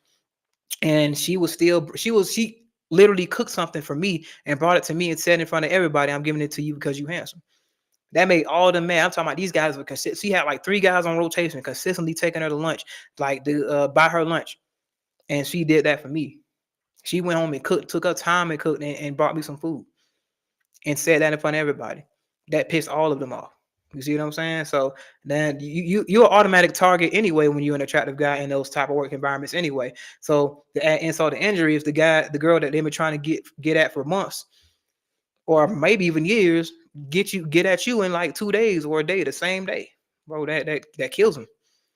That kills them. You understand? A lot of these guys been on these jobs for a long time, going after that supervisor that they've been trying to go after. But that supervisor you come in one day and you take it from them, you get more attention than they've ever gotten in their whole tenure there at that job.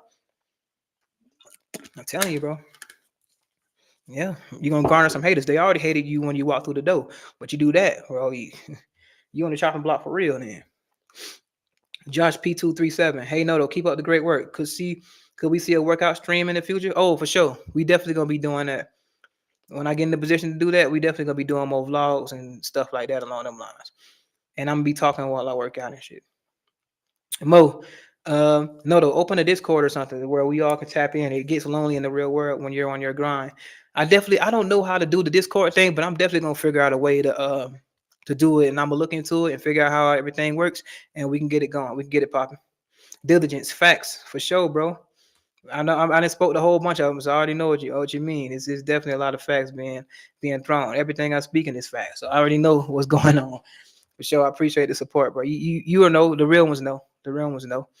Thurston Wartar. When I walk around thinking God's abundance with a smile, it offends people. Hella funny to me. It is. People don't even genuinely like to see you happy, bro. People don't like to genuinely see you happy. A lot of people are so angry with themselves when they look themselves in the mirror, bro. They don't even happy when they walk out. They're not working to make themselves more attractive. They're not working to make themselves more healthy. They're not working to do anything to improve their life or to make themselves above average in any way, shape, or form. So if they see another guy that's happy with his life and looking up and actually happy, enjoying life, oh hell no, hell no. I gotta try to bring him down. You know? Blah. I hate dudes that perform when they have an audience. I work with a guy that always wants the microphone and all eyes on him, shaking my head. And the thing about those guys, they ain't nothing but class clowns.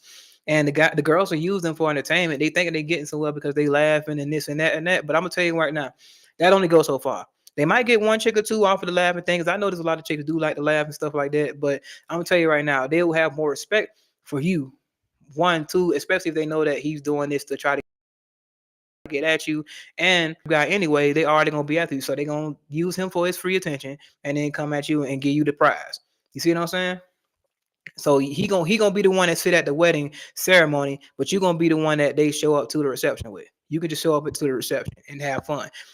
You ain't see he got to be an usher in the wedding. He got to be all that. You know, he got to do all the work, be in the wedding, go and rehearse with them before the wedding and all that. But you can just show up to the reception and turn up. That's the difference.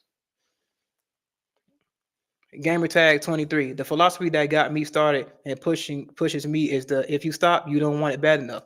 Yeah, you don't want it bad enough.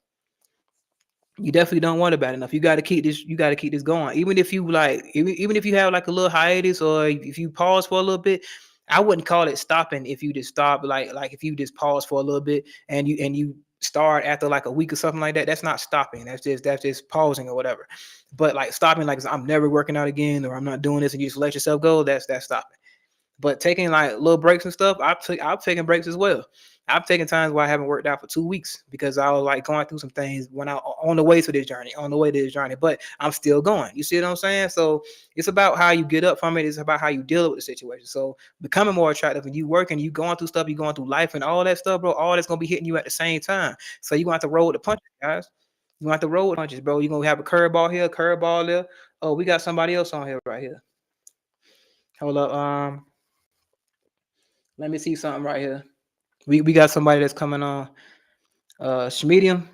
Hey, how's it going, bro? Hold up, hold up. Can you hear me? You can speak, bro. What's up with you, bro? Not too bad, man. 1 second. Can you hear me? Yeah. You know, I had to take my mic off because All right, it won't let me. man. I What's gotta going on say with you, thank bro? you, man.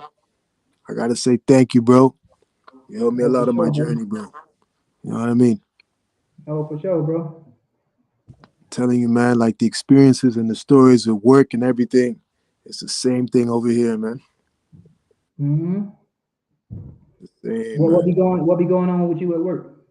See, for me, man, what happens is you have guys that just try to talk shit, and Mm-hmm. indirectly they wouldn't really be direct with what they do, but they would just do it in a sneaky way. Like the reason I got the name Schmedium is because of the t-shirts, man. Mm-hmm. Ask, man, is that a size small? Is that a size medium? Just be hating. The Oh, way for I sure. feel. Yeah, Mm-hmm. You gonna have them in a small. You gonna have a chicken in a size medium under their clothes, under their covers. Yeah. exactly, man. You gonna have a And business medium. mm, you know what was Mm-hmm. the hardest, man? The hardest was friends, man. Because being on this journey, having certain friends, when we go out to the club, when you get attention, is way Mm-hmm. different.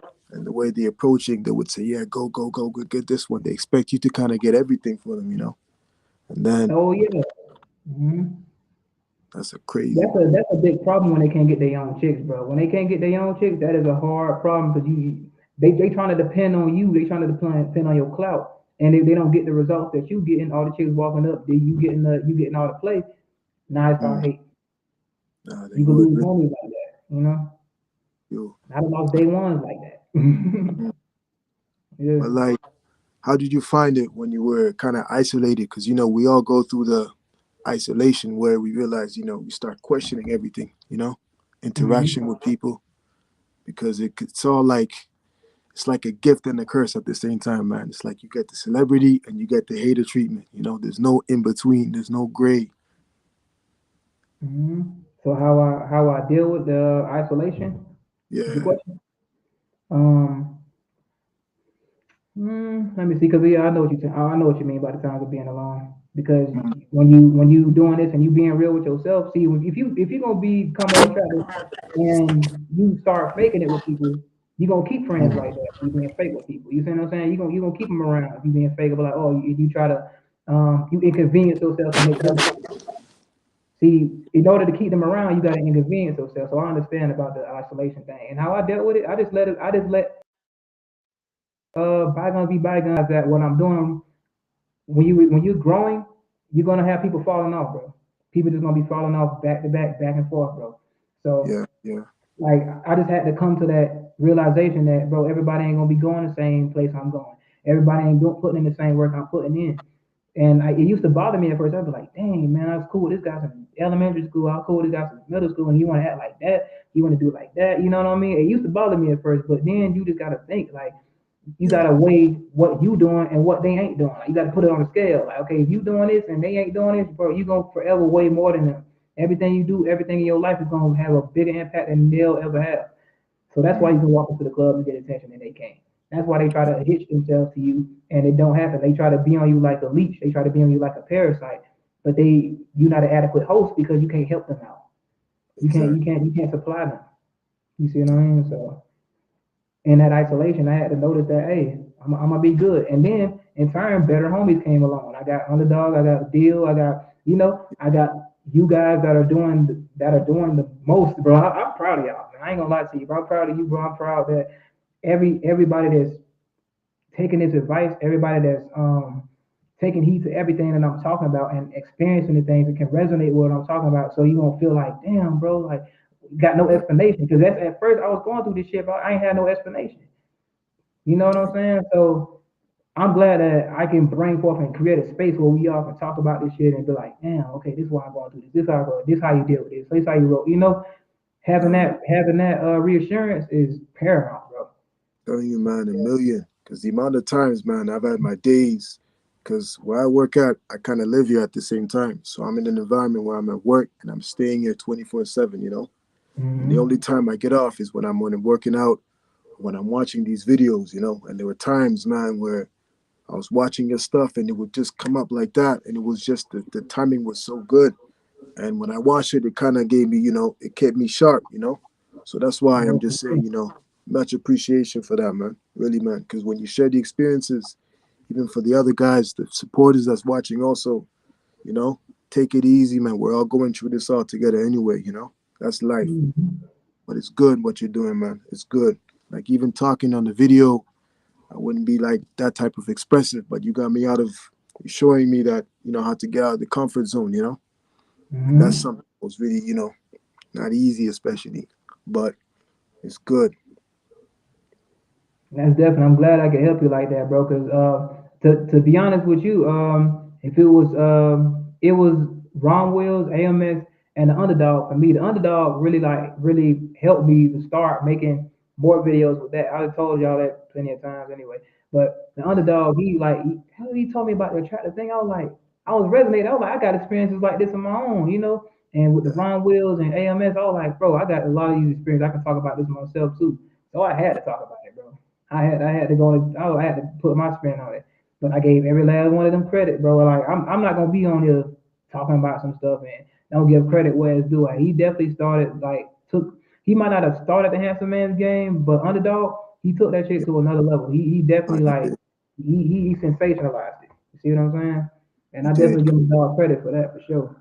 for sure, man. Because I also watch Underdog. I watch Adil also.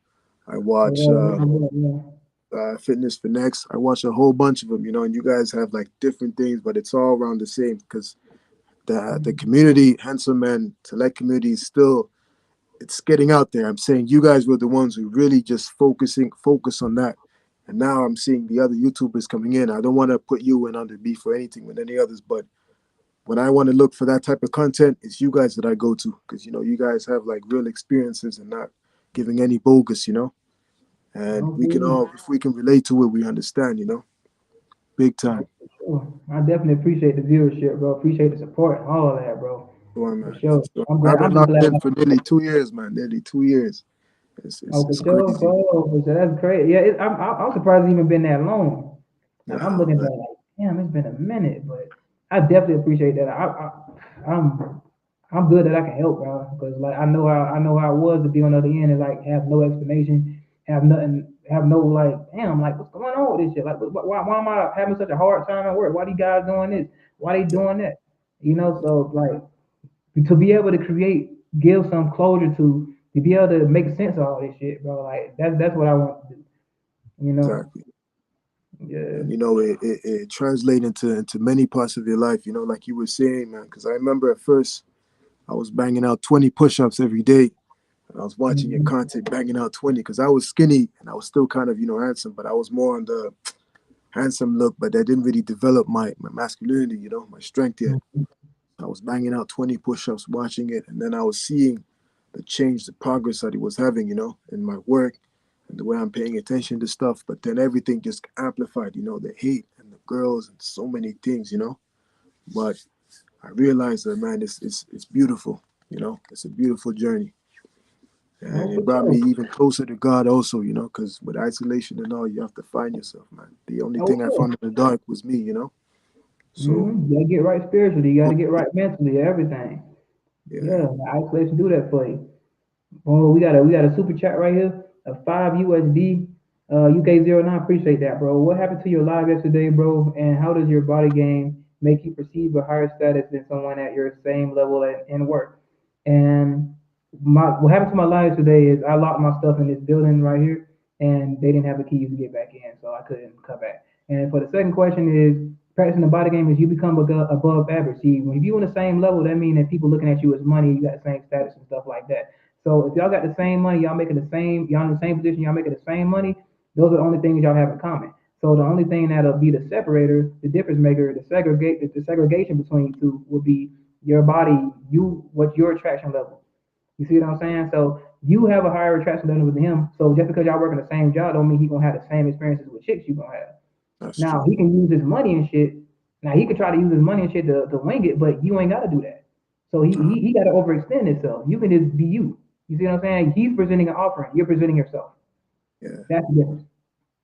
Like I'm telling you, like even managers, even bosses, man, Mm-hmm. they've like given me that position of power like that, just based on the look and the Mm-hmm. body, and I could see the difference, But then that's why I'm saying that it's a bit of a competitive environment.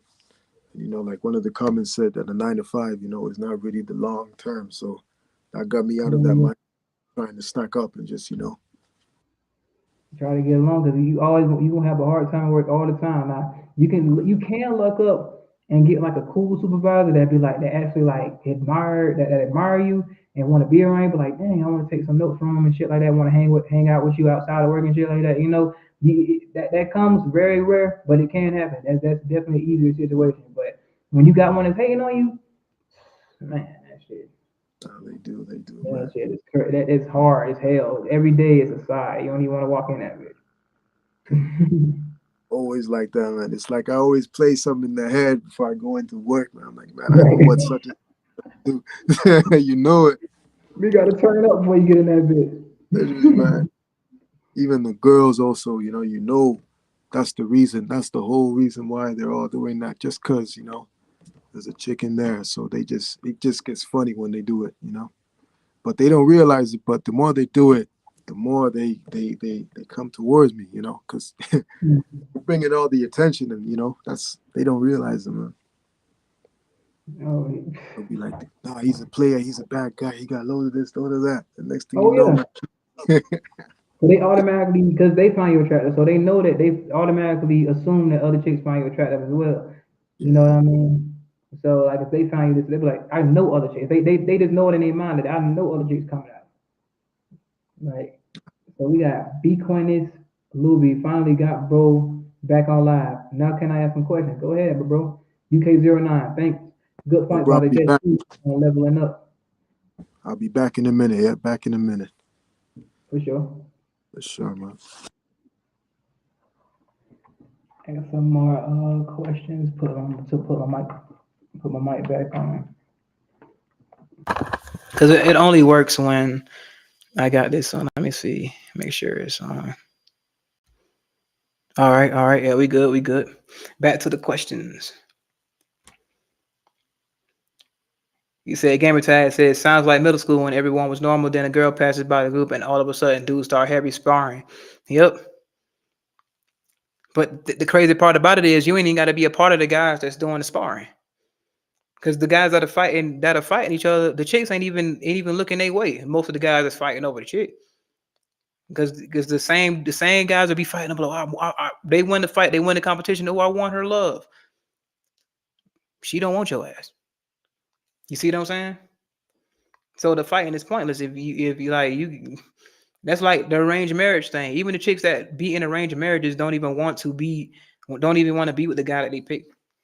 And that's an arranged marriages. So what you think gonna happen in the place where they got free will? Blah. Yeah, I feel like women like to sit back and admire you as an attractive guy, but freeze up when you actually try to talk to them. I always deal with that at work in the workplace. That's a fact. That is definitely a fact. I didn't have girls run away from me for that. But I know, but they always staring though. You see what I'm saying? And if somebody asks them about you, they'll act like, "Oh, you're not they type and shit like that." That's cap. Lewis Lawn Life. No, though, I resonate with your coworkers. With your coworkers, vid. Women flock to me, but the men hate me. Always trying to find ways to poke at me or get a reaction. That's what you're gonna go through when you become more attractive. When you one of the most attractive people at work, if not the most attractive guy at work, then that's gonna happen. All the guys gonna be gunning for you. All the guys gonna have you as a target. Come with the territory. And that's why it's hard for guys that are attractive at work because especially if it's an all guy place, now they might try to clown you on here and there, but it ain't too much incentive to get on you like that unless they have a lot of female visitors or something like that. But if it's an all man's place where only men work there, you're less likely to face that because it ain't nothing to fight over. You see what I mean? But if you got a lot of women at your job and all the dynamics are right in front of their face, yeah, best believe they gonna be on your ass every time. Okay, Jaw Jim, have you ever tried semen retention? Yes, I have. I have. I've done it for a little while before. Mo, I got fired from a job by hating as manager because I bagged the girl he was simping for. That'll happen.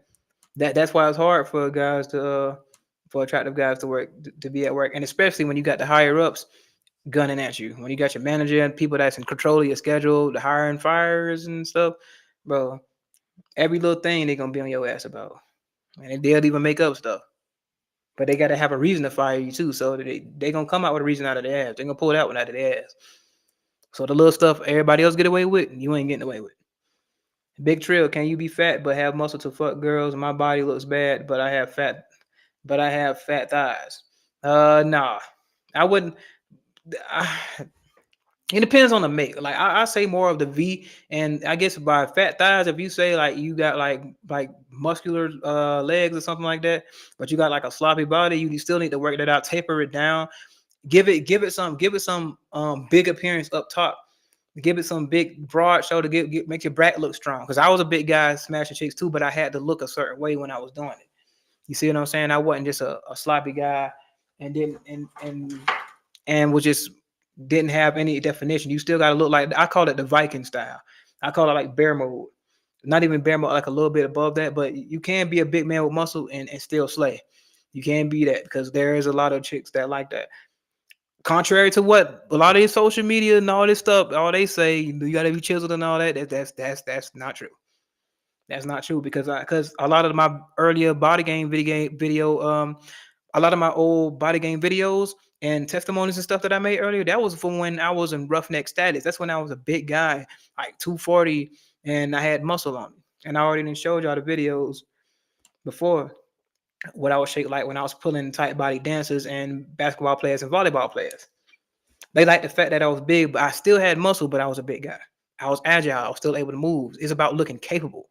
You can walk around and still stand out as a big guy, but you got big muscles. I done seen guys earlier. They not cut, but those guys, they look menacing. You don't want to walk. You don't want to walk close to them. You see what I'm saying? You see a pit bull, he's more cut, but you see a Rottweiler, you still don't want to run up on a Rottweiler either because they muscular, but they got more bulk to them. You see what I'm saying? You might not see as much definition on a Rottweiler, but you still ain't gonna run your ass up on a Rottweiler. You see what I'm saying? Pit bull is more cut. He looks more agile. He looks more aesthetic and all that stuff there. But they both have the same effect. Women both still feel protected by either one of them. You see what I'm saying? It's about looking capable. It's about having the right shape and proportions. You see what I mean? So if you got the proportions and you build your muscle big up top and you got a little bit of belly, as long as it ain't like hanging over and shit like that. But if you got a little bit of belly and you still on the heavier side, bro, you can slay this like that, bro. That's called roughneck status, bro. Don't let these guys make you feel like you got to be chiseled and all this shit and look movie star lean and all that. See, I'm doing the movie star lean shit for me. I'm not doing it for chicks because I can smash and slay any chick that I want at my heavier state. Because if I was getting those results, then I would be like, okay, if I was only doing it for the women, I would have stopped there. I wouldn't have done this cut because I'll be like, oh, the women, if the women like this, then maybe I should stop here. See, I had to do this for me. I'm not doing it for women because the women like me at my heavier state with my muscle. So if I was only doing it for women, then it would be there. But I'm doing this for me because I want to see what my tip top form. I want to see what my elite form gonna be. So this is for me, and y'all get to sit here and go through this journey with me and get to watch, and now and get some pointers as well if you're on the same journey as well. Because we all becoming more attractive together. You see what I mean? So Handsome men. Hey JT, women like skinny dudes with a handsome face. Um, some women do.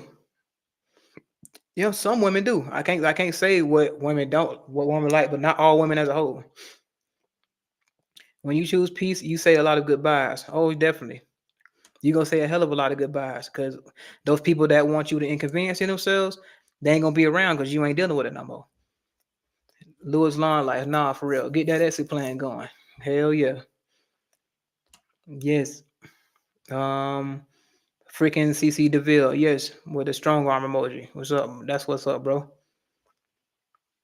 Um, let me see. What does it mean when Big Queen is Luby? What does it mean when a born again virgin says she has to pray before she gives you a chance?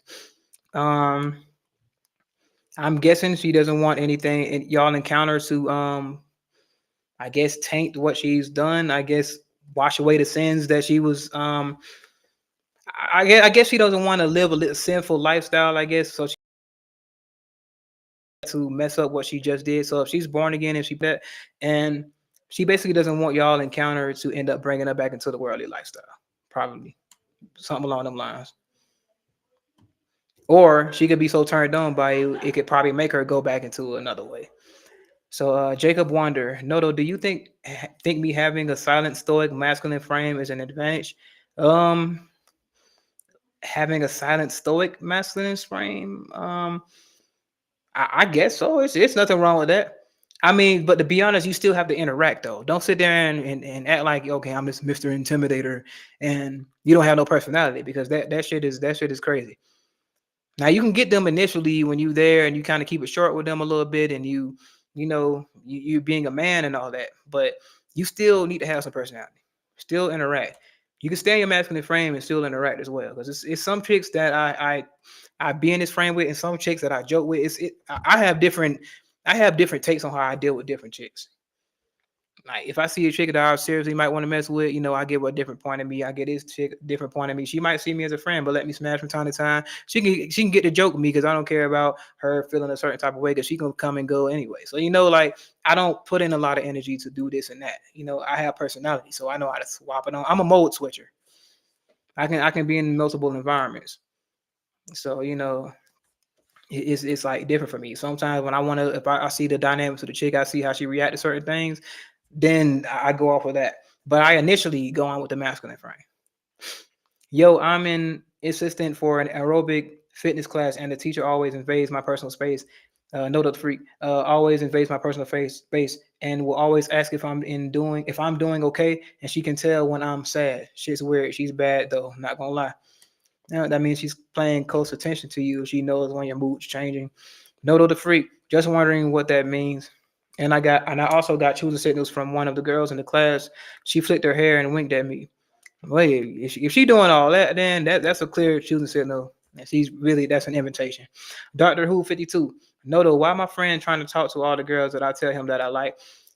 Oh man, that's crazy work right there. I used to have that happen to me too. But they trying to talk to all the girls that you trying to talk to because they wanna outdo you. You see what I'm saying? Any girl that he's in secret competition with you. He's not a friend. If he's trying to talk to every girl that you say, oh, I want to talk to her, she look good, and they going after every girl, every girl that you say you like, he not a real friend, bro. He in secret competition to you, and he's trying to one up you. So yeah, I had guys that be doing that. I got guys here that ain't even my friends trying to do that. Every time I'm talking to a chick, they'll try to come and try to run up one up me. That's their way of trying to dumb you down. They know you're an attractive guy. They know you can get women, but they try to dumb you down by trying to until this just because they get a conversation out of not knowing that you the one that smashed and you already done smashed. So he trying to act like oh he's outdoing you, but you done already took this girl through the ringer. So but he feel like he's getting more satisfaction. He feel like he look like he's outdoing you because he's getting a conversation with the chick while she's with you. It could be a chick that you just like friends with benefits with, and you just smashing her. And he trying to come over there acting like he's stealing your girl. I got guys that do that. Yeah. But yeah, it don't matter. And if she want to give him attention and she want to do that, I can just remove myself from the situation. I mean, I walked off from a chick. This other chick, this chick ran up, ran behind me. She was like, oh, she ended that conversation quicker. She know I wasn't playing no more. You see what I'm saying? She knew that I wasn't playing anymore.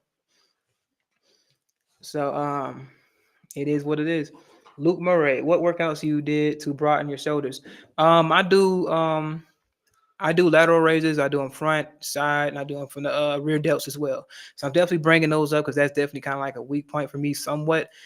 But yeah, I'm definitely working on that. Let me see. But Quinnis Luby. Hey, no, though. How can I get women at the club to ask me for my number? Like they ask the bouncer at the club. Um, he said, how can you get women at the club to ask me for my number like they ask the bouncer? Well, take notes from the bouncer. What is it about the bouncer that the woman like? Look at his body build. Look at how he's acting. Look at his demeanor. Look at what he's wearing. Look at his style. Look at all that. Like you can take notes from that. Like, okay, what is it about this guy that's making them come at, if they're asking him for his number, then that means that he's attracting them. A magnet brings things to them. You see what I'm saying? He's not being a repellent, he's being a magnet. So if he's being a magnet, how do you magnetize yourself? So if you see his body build, okay, if he's got a muscular physique, okay, maybe you should emulate that. That is a big case to it too as well. That is a main bait for women. Building a above average physique, getting muscles, yes, that'll bring them over there. So just think about it. Examine it. Look at them. You can take game by looking at who the women are gravitating around, and not because of no money and all that. Like if you're looking at a guy that's flashing his money and being flashy and stuff, no, do not look at him as an example because he's attracting gold diggers. He's not attracting genuine desire. He's not attracting chicks that want to smash. He's attracting chicks that want to spend money or in exchange for whatever he'll do from them, they'll probably give him something for that. No, you don't want that situation. You want chicks that want to smash you just because they looking at you and saying you look sexy. That's what you want. Because that's the same way we look at a woman. We don't look at a woman and be like, oh, she got to pay my bills or I ain't hitting her. You don't do that. You looking at a chick that's real thick and you want to smash her or whatever chick that you find attractive. You're not saying that she got to pay my bills so I can smash her. No, you want to smash. It's for free. So if a chick ain't looking at you like that, then no, it's useless. Johnny Fitness, new to the live. Hello, what's up with you, bro? Appreciate you for joining the live. Des E77 Gaming just got a new job, and the woman working HR flirting with me heavy in front of everyone. I low key feel like she trying to set me up, and I just got there. It be like that, bro. It be like that because you don't know how to really take it. You see what I mean? Especially when it's coming from a person in that type of position. HR, that is a very testy position for a woman to be in and talk to you and all that stuff. So if she in HR and she giving you this attention, you definitely got to tread lightly. Definitely got to be careful with that. Be careful with it, but I wouldn't say you couldn't deal with it because it could turn around to you having the power in the situation as well. Because if she in HR, if somebody come to and kind of try to tell on you or try to mess with you, she can kind of veto some situations. You see what I'm saying? She can make she can make some things go away for you. So having her on your side and having her on your team ain't a bad idea. But if you feel like it's a setup and you don't want to indulge, then it's nothing wrong with that. Staying like not getting involved. But I'm telling you, there could be a lot of perks with that too. Because I got I got situations like that where people in higher situations, making things go away from me. So it'd be like that. I ain't gonna get into it because you never know who watching, but like I'm put like that. When you in situations like that and you messing with chicks that are in those positions that got power and can dictate whether you stay or go, or if somebody come try to say something about you, they can have your back in those situations. She in the office with HR, she can be like, no, he's a good guy. You look at what he do here. Look, she can be that extra mouthpiece to help you stay there, especially if that's like your career. Now, if it's just like a sideline job and you don't really care too much about it, then that's cool. But having a chick in the higher up position on your side and lusting after you ain't a bad idea. Trust me, it's not a bad idea. Okay, back when it's Luby. LOL, man, no though, my mind firing quick. What are your thoughts on bagging studs? Um, to be honest with you, studs are women. Now, I'm not saying go after them, like especially like they look manly, because that's just weird. Of course, if the stud look extra manly, I mean, I wouldn't say just going after trying to like bag studs or something like that. But I have gotten a lot of attraction from studs that you can tell, like if they dressed up like a girl, they look bad as hell. Now, I'm not saying going after these extra manly looking ass stuff because that shit gonna question them. This shit gonna look suspect. It's definitely suspect. Even if you know they women, but they look like straight up dudes, and you can't even picture them as a girl, then no. But like if you like bagging studs and they finding you attractive and they smashing you, but you looking at them, they dressing like a boy, but they come out them clothes and that shit looking like, oh damn. Because I didn't have situations like that. I'm like, damn, this what this shit look like. So I didn't smash some studs though, because the studs are always see, you have some that hate on you, but you have some that like really, really mess with you. Like I do be having studs that hate, but it turned out a lot of the times those studs that was hating actually wanted me. They actually wanted me. So it's been the times that studs that treated me the worst wanted me and I end up smashing. So I'm gonna tell you right now, I'm not gonna say actively go after studs and all that, but if you notice a chick and the stud watching you and she's showing signs, because usually this come out with studs, they be them real selves when they get drunk. I'm gonna tell you that now. When they get drunk, them studs turn back into females, bro. You know what I'm saying? Like they be twerking and everything. Look at them in the club. Look at them in the club now. Look at them in the club. Like the little stuff that studs usually be like, oh man, that's gay, man. Don't be saying that about me and all that and all that. They be flirtatious. They be extra grabby in the club because they didn't have their liquor. They pregame. They didn't got on their influence. I'm telling you, watch studs when they get drunk. That's the real them. That's the real them. They can't control that. They can't contain that. I know there's a lot of the studs that came after me and did things with me was always under the influence. Not saying that I took advantage of them or nothing like that, but they showed their true they showed their true colors, and they was in their right mind enough to know what the hell they doing. They wasn't gone to the point they falling over and can't function, and it wasn't nothing like that. No, they just got a little tipsy, and they real self came out. That's how I really go. Watch studs when they get drunk. You gonna see what they really like. Because a lot of them are truly bisexual. A lot of them ain't really just on one end. Like unless they had like a traumatic experience or something like that, a lot of them ain't on one end. Lee Matt, how often do women approach me? They don't necessarily just like approach me. I do get compliments from women, but they don't just like approach me as in like, oh, I want to be with you, or like it's always inadvertent. They put themselves in my path. They'll be around me. They find ways to get around me. They find ways to try to start conversations. It's never like a direct thing. So I can't call it an approach. You see what I mean? It's not necessarily an approach. But you will go through that. You will experience that as a attractive man when you get approached. Because yeah. Now a blatant when they get the liquid courage. When women get drunk and stuff like that, they will do the blatant approaches, especially like you in the club environments and stuff like that. They just don't care because the liquor got them feeling like Superwoman, got them feeling like Wonder Woman, so they just go after it. They don't feel like the liquor make them feel like they don't have consequences. Like so, the usual thing that's blocking them from saying, "Oh, I don't want to come up on an attractive guy because he might reject me and all this and shit like that." That shit is numbed when they drunk. It is numbed. It's the same way when we drunk testing females, like or going after the women that we want to go after when we drunk and stuff like that. We know how we just going like Superman. We don't care what happened, if we get rejected or not. A lot of those guys like that have approach anxiety. It's the same way with them. They get real hard when they drunk. And notice the girls that are real touchy feely with you. I ain't gonna lie, a lot of the true stuff around women comes out when they drunk. I'm gonna tell you, it ain't just a stud. This is women, period.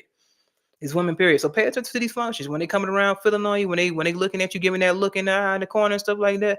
Yeah, when they drunk, bro, that's the real them, bro. Do not, bro. The saying, "Drunk men tell no tales." That is the truth. That is the truth, bro. Because the liquor releases the limiters. It releases the blocks, the blockades they have up. Because when they're under the influence, they don't feel like they have to deal with real life. They don't have to deal with real life consequences. So the fear of rejection is null and void. It's numb. So that's why they run up on you and fill up on you. This girl, like, oh damn, she was usually act timid and right. Oh, now she all touchy feely. Is she acting she want to come dance with you? She acting like she down. Yeah, that liquid courage do it to them. That's why a lot of women don't like getting drunk though. So some too. A lot of women don't like to get drunk. And not just saying like getting drunk is just the thing. You just a lot of women try to do that because they notice that they end up acting the way they really want to act, but they end up hearing stories about it the next day. So yep, that's how that happens. Back when it's Luby, no, because sometimes the studs be choosing harder than their girlfriends for real. They got that movement for real. Yeah, I already know what you're talking about. Those studs be on one. They still women too. A lot of their relationships be full of drama. It'd be a whole bunch of like, it's crazy, man. Yo, Noto the freak, or you? Yeah, I'm not sure what you're saying. Going to post tomorrow. Oh, for sure. No, though. You do you use dating apps? No, I don't use dating apps right now. Not in. I'm more so of I say if you use like social media and stuff like that, like regular Instagram or Facebook, like a little bit of Facebook dating a little bit. But as far as like Bumble, Hinge, and all that, and I don't be doing all that. Not right now. Nah. I'm more so wanting to be in real interactions. I'm real more so on kind of going old school with things. Now, even though like this is a social media area, and of course I'm putting myself out there, but if some chicks hit me up on TikTok, some chicks hit me up on Instagram or Facebook and stuff like that, I'm with that. I'm with that. Okay. Uh, Gonna post tomorrow. I'm not sure what he's talking about. Counting down to my final question: should I stop hanging with my homie because his girl wants me to smash her? Actually, to be honest, as a real homie, you should tell your homie that his girl is trying you. You see what I'm saying? Like if it's like a homie that you really loyal to, you should tell him that. That's another thing you want to experience when you become more attractive as well, is that your homie girl might try you, or friends or associates girls might try you, and if you're gonna be real with them, and depending on your relationship with them, if you feel like you owe them loyalty, then yeah, you got to keep it real with them and say, hey, your girl doing this, your girl doing that, and it don't matter about falling out with a girl because you don't owe her loyalty. You owe your dude, you owe your guy loyalty. You see what I'm saying? So yeah, man, you gotta be real in that situation. If you consider yourself that a friend, a real friend, yeah, that'd be fake if you sit down and try to like entertain that. You know what I'm saying? So Jacob Wonder, most guys don't leave Matt. That I don't know what the kombucha means. Kombucha. Jacob Wonder, most guys don't realize a simple excuse. Me, what's up? How you doing or doing today does go a long way. Even does go a long way when approaching girls versus that stupid term Riz that was brainwashed a lot of dudes and then fail. Yeah, it is. A regular conversation goes very far. And so that's a how you doing, how you do like doing this. Like you don't need no ultimate Riz or you need no pickup lines and none of that because to a girl that finds you attractive and that finds you really attractive, a lot of the stuff you say gonna sound smooth as butter. As long as you just keeping it regular with them, like everything's gonna be all smiles. The little small jokes you crack gonna sound like Comedy Central's best jokes in the world. All kind of shit like that. It's like I say, guys. It ain't about the act itself or the action itself. It's about who it's coming from. And if it's coming from the guy that she finds very attractive, then that's what it is. See, what's the difference between let me see, a celebrity like let's say Chris Brown or something like that, and a guy that's just regular in the streets. If the guy said, "Hey, how you doing?" and she just look at him weird. If Chris Brown say, "Hey, how you doing?" is and even and let's say this, even if Chris Brown wasn't a celebrity and Chris Brown just looked the way he do and he just a regular guy too out here, but he still have that look. And if she find him attractive, that's gonna be yeah. It's about who it come from. You see what I'm saying? They both said the same thing. They both had the same greeting, but one she found attractive, one she didn't. You see what I mean? It's about who it's coming from, guys. Compliments too. You can give a woman a compliment. Oh, you beautiful. You look good. You look fine as hell. That sound different coming from a guy that she found attractive as opposed to a guy that's these arbiters and simps that she don't find attractive. Just like let's flip it over to our end. If a real fine woman, like say for instance, Rihanna or Beyonce, give you a compliment, say, "Oh, you look real nice today," or a girl that's really unattractive that you don't find attractive, say, "Oh, you look really good today." You might take the compliment, but it ain't gonna come off the same as you know what I'm saying? Or Beyonce or Rihanna try to make their move on you, say, "Oh, I want to smash you. I want to let you come to my house tonight." And that woman that you find unattractive say the same thing she said. You gonna feel offended by the unattractive woman, and you gonna hold this to a level of prestige because Beyonce or Rihanna said it. You see what I'm saying? Because it's about who it's coming from, guys. It's about who it's coming from. You're gonna feel better about the more attractive chick. You see what I'm saying? So that's how it is, man. Revenge 6. Oh, thanks. We got a super chat in the building. KO Surge. Appreciate the $2, my bro. Girlfriend being too friendly and touchy with male siblings. Oh no, it's over with. It's over with. She got to go. If she being touchy and family friendly with any other man, that's already a red flag. Especially if she your girlfriend. You said girlfriend? Hell no. Hell no. That's a red flag. You gotta get rid of that. or degrade her to a friend with benefits and leave it at that.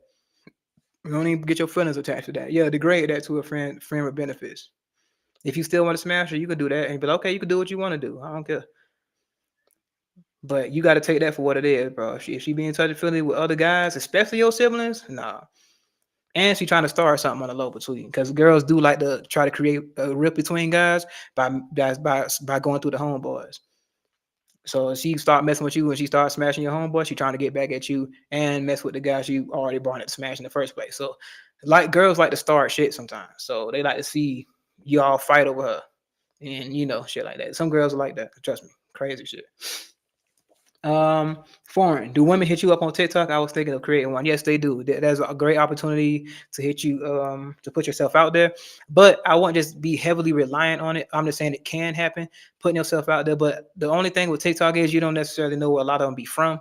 So a lot of them could be from all over. Now, if you're willing to travel and do all this other stuff, then that's fine. But TikTok is it's the location thing. You might have a girl way across the country, way from another country, saying something, and you be like, damn, I got to ask her stuff. She's so fine. You know what I'm saying? Shit like that. So, I mean, it's not a bad place to put yourself out there and get chicks, but if you got to be willing to travel, or, y'all gonna have to meet somehow. You see what I'm saying? Y'all don't want to, you ain't on there to attract chicks and get pen pals. You trying to meet up. You see what I'm saying? So, Dev Verge. I'm the hottest nigga in the city. Everyone treats me like a celebrity. Hey, that's if those are the outcomes, if that's the reactions you getting, if those are the experiences you getting, if those are the outcomes you getting, then shit. Hey, more power to you, my brother. Doctor Who 52. When a woman is touching your feet with her feet, is that flirting, bro? It kind of weird to me. I don't know. Yeah, playing footsie, that is a form of flirting. Yeah. Every chick I ever played footsie with, I smashed. That's a fact. It's definitely a form of flirting. And they like to, that's their way of flirting with you without other people seeing. So if a lot of y'all sitting at the table and she kicking your feet and shit like that, that's a way for her to sneak and flirt with you. It's just a little funny thing as well. Especially if you're in an environment where nobody supposed to know y'all smashing, but she still want to mess with you in the midst of that. And every time you go in the break room and y'all by yourself, she want to mess with you and stuff like that. She want to secretly do stuff and take risk and shit like that. Yeah, I got little chicks that be risk takers like that. So it's like that. Big Guapo. Other than improving your physique in the gym, what's your other areas should we become more attractive? I say become more attractive in your personality. Your personality, you should become way more attractive in with your personality, because what good is becoming attractive and you're using it as your bait? That's your bait. You see what I'm saying? That's like putting the worm on the hook. And then what you do is you put the hook into the water. Okay, you attract the fish, they come and bite. Okay, when you reel their ass in, what you finna do? You got to take their ass off the hook, and you gotta place them inside the bucket. That's bagging the chick. If you can't bag the chick, and if you can't properly do that, and if you can't like talk to her and make a connection, that's the thing, making a connection with the chick. If you can't do that, what good is looking good if you can't have a connection with the chick? If you can't have a regular conversation, you still got to be able to talk. That was my problem for a while.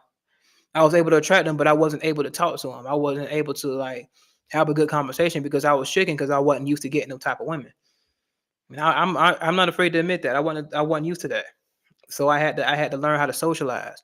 I had to learn how to I learned how to be like because I know I'm a genuine person. I'm a good person. I got a bomb personality, but it just wasn't coming out whenever I brought the chicks over there. They'll get over there and they'll get like a jittery me, a timid me, and shit like that. It's like somebody saying you want a guard dog, right? And you buy a big ass pit bull, and you go see a pit bull and you see it in the cage, like, oh, this might be a good prospect. He looks scary. You walk up and he acting like a little punk and he whimpering. You see what I'm saying? You basically don't look like what you look like. You don't act like what you look like. And not saying you got to act a certain way, but like you just not what is expected. You know what I mean? But if you want like a family dog or something like that, and you walking up and say, okay, I see this pit bull and he's friendly or something like that, he's acting the way, he's being receptive and stuff like that. I know I'm not comparing them to dogs, but I feel like it's a good example. You walk up and you see a pit bull in the pen and he's being friendly, but you want a friendly dog, and he's walking up, he's wagging his tail, he's looking, he's being, like a regular dog. And then, okay, yeah, he makes a good, person. And sometimes that's all it takes when a woman find you attractive. You ain't got to do the most. You ain't got no riz. He ain't got to go around. You ain't got to go into the pit bull pen and say, oh, he got to be able to be able to do tricks, or I ain't gonna take him home. I ain't gonna take him away from the humane society, or I ain't gonna take him away from the shelter if he don't do tricks. But he's a friendly dog and he's a good family dog. He don't bite. He passed the bite test and all that. You see what I'm saying? So you walk up on a chick, and a chick, if a chick come to you and you attract her by going to the gym, you making yourself more attractive, and you have a good personality. That's the icing on the cake. That's how you seal the deal. Having a good personality, having the being able to make a connection, being able to click, with the woman is very important. You see what I'm saying? You don't want to be those guys, one of those guys like I was, that he was all right until he opened his mouth. You don't want to be that. That's the problem I had. And then on top of that, I got a light voice too. But I mean, a lot of women like my voice, so I don't necessarily have a problem with the voice thing. Not I have a problem with the voice thing when it comes to guys. Guys will be like, "Oh, you got a light voice and this and that." One, a lot of them won't say that shit to my face, and two, the women don't ever say nothing about that shit. To be honest with you, they just say I'm soft spoken and leave it at that. It is what it is. Alex M, where can I meet women if I'm an introvert? Um, to be honest, well, just go outside. I can say if you're an introvert, maybe you should try with smaller places. Maybe start maybe a library or something. Maybe a small grocery store. Maybe a small something.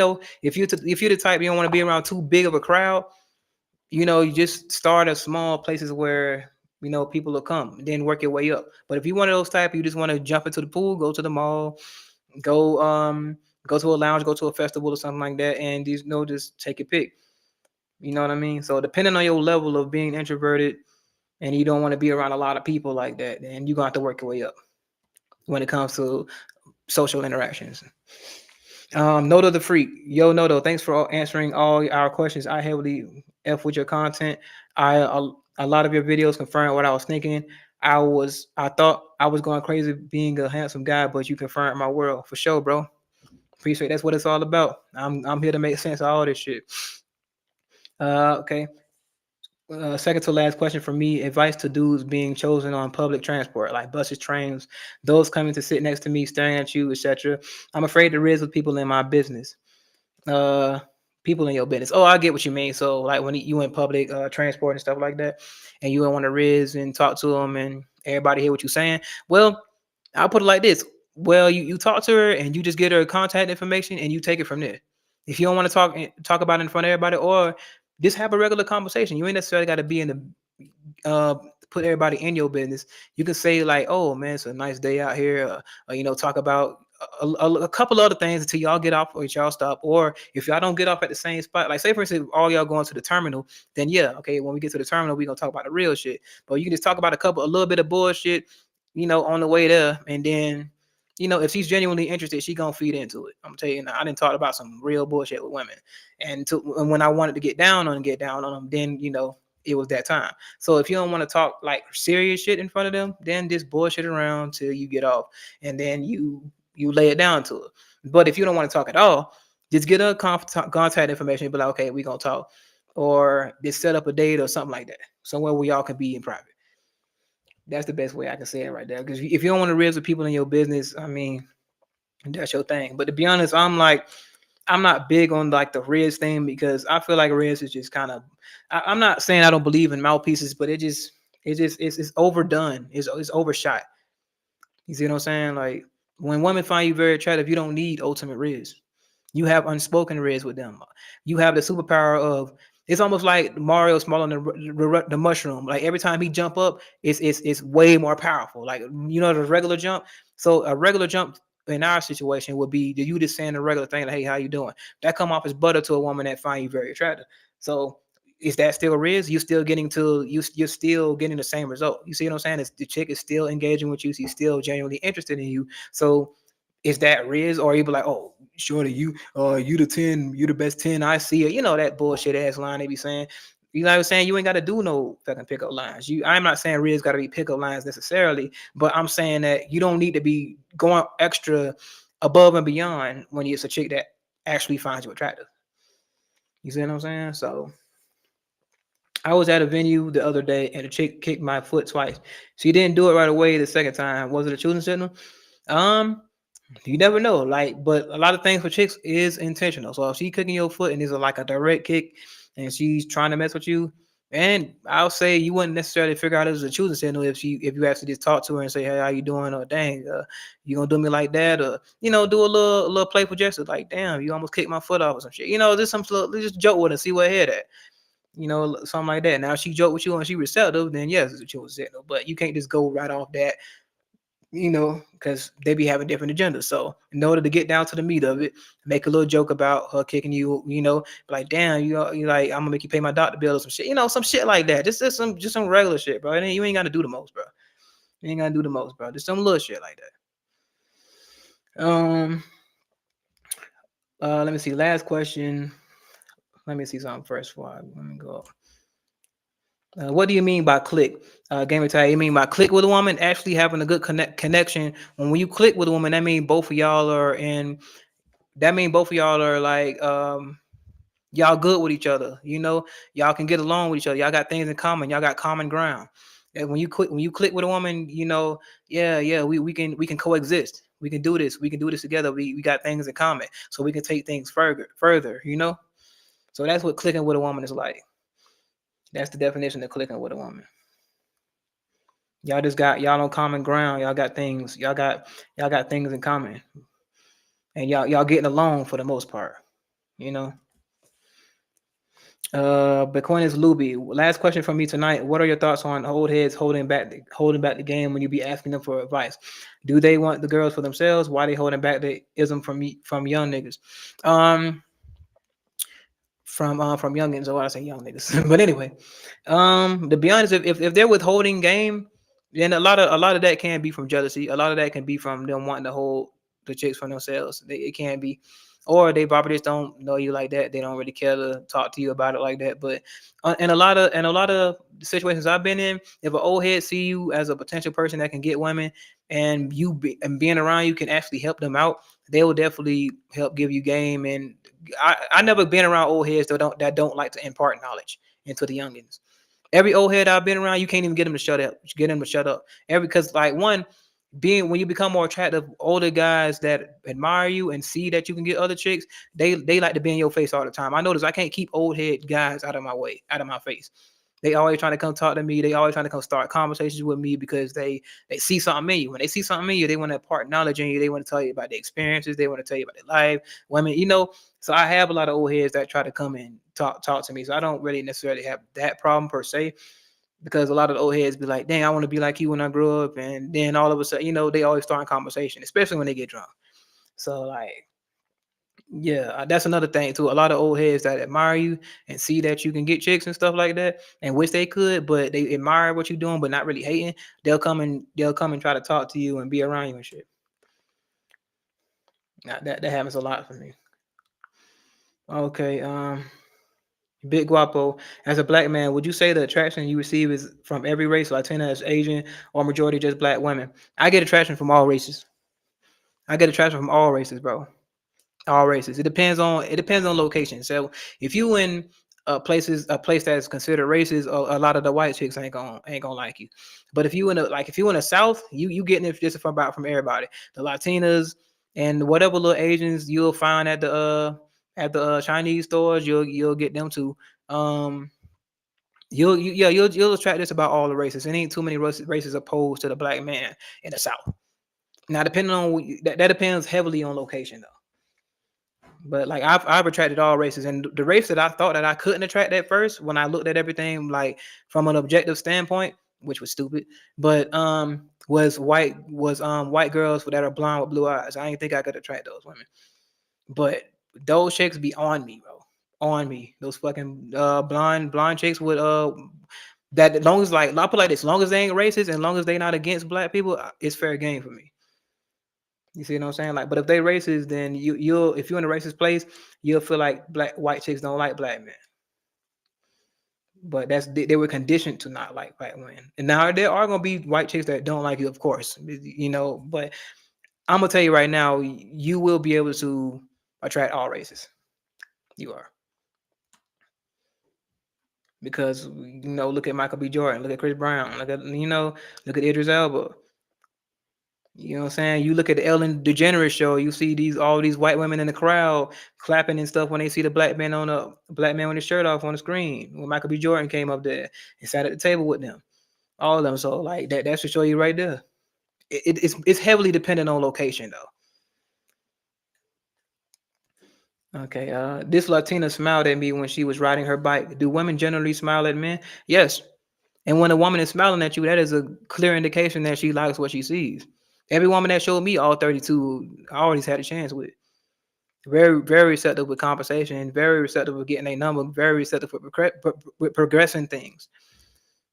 You see what I mean? Let me see. Uh, Elgin Johnson. I'm starting to get in shape, and I notice men are more aggressive towards me, and women are becoming more comfortable around me. Yeah, that'll definitely happen. Men to get more aggressive because you're intimidating them. It's almost like being in jail. They do look like you like me. I ain't gonna say like being in jail. I'm gonna say they see a big dude, they automatically get on a circle. They feel like, oh, I gotta be in protect mode. It's almost like when you see like somebody walking a big ass dog on the sidewalk, you automatically get in your defense mode. You see what I'm saying? Like, damn, that's a big ass dog. Let me be on my square this case I might have to get away or I might have to fight. Something like that. But you on your square. You see what I'm saying? That's the same effect you're gonna have with other guys. So that's why other guys are uncomfortable with being around you because you're checking them without trying. You got your muscle, but you look fierce, you look intimidating, you look like you can knock something out, you look dangerous. So they have to tread lightly, but they hate that their manhood is being checked without you even trying. That's what the body game does. So when you building muscle, you're checking their manhood without trying. That's why a lot of guys were offended when you're walking by and all that shit, because they have no choice but to acknowledge your presence. One, it's like walking a big ass gorilla in the middle of a big ass crowd. You see what I'm saying? Everybody gonna be like, oh, now back up, back off, back up. It might not be as drastic as a reaction, but people gonna be like, oh, let me back up. I don't want to cause no trouble. It's something like that. People gonna be on a square around you. It just is what it is. That's a it's just a subconscious thing. Other men gonna feel like, damn, he probably could whoop my ass. Let me, what I'm saying? Not even saying they all gotta be scared of you, but they all gonna be cautious of you. I'm gonna put it like that. They're gonna be cautious of you. So even if they see a big ass dog, like a big ass pit bull, like I'm talking about, like the Hulk, that big ass Hulk pit bull, the biggest pit bull in the world. He's not actually a pit bull, but anyway, the biggest pit bull looking dog in the world. Like even though he can walk up to them wagging his tail, they still gonna be looking like, damn, he a big ass dog. They still gonna be cautious. He could be wagging his tail, looking like the most friendly dog in the world, but the sheer size and musculature of that dog gonna make you think twice. You gonna be like, hold up, man. He nice and he licking me and everything, but if he turn up, he can he can tear my ass apart out here. So that's how they looking, bro. That's why the men to be more aggressive around you, because they trying to hide, and they trying to mask their fear with aggression so they can make it feel like, oh yeah, yeah, you not finna check me. I'm big, I'm macho too. I'm not scared of you. So there's a lot of guys gonna walk around trying to prove that they ain't scared of you, even though you ain't even threatening them or nothing at all. Like they making it seem like you trying to debo them when that's not the case. Stoyin, but most times I feel invisible. I'm pretty muscular, but I'm very lean. I'm at university right now in the country environment with majority white demographic. I can't seem to really attract white girls. Well, in that case, the attraction for black men might not be heavy there. You see what I'm saying? So if you at a predominantly white university, and especially depending on the location of that university, you can you definitely will struggle with that, especially if, because this right here is my first time being in a predominantly white environment. This is my first time ever being a minority. So I know exactly what you mean. I was like, this got to feel like how it feels for people to go to predominantly white colleges. Like I was like, this don't seem like fun at all. But looking at the D1 athletes, maybe, but I'm not used to that. So this is my first time in life being in a predominantly white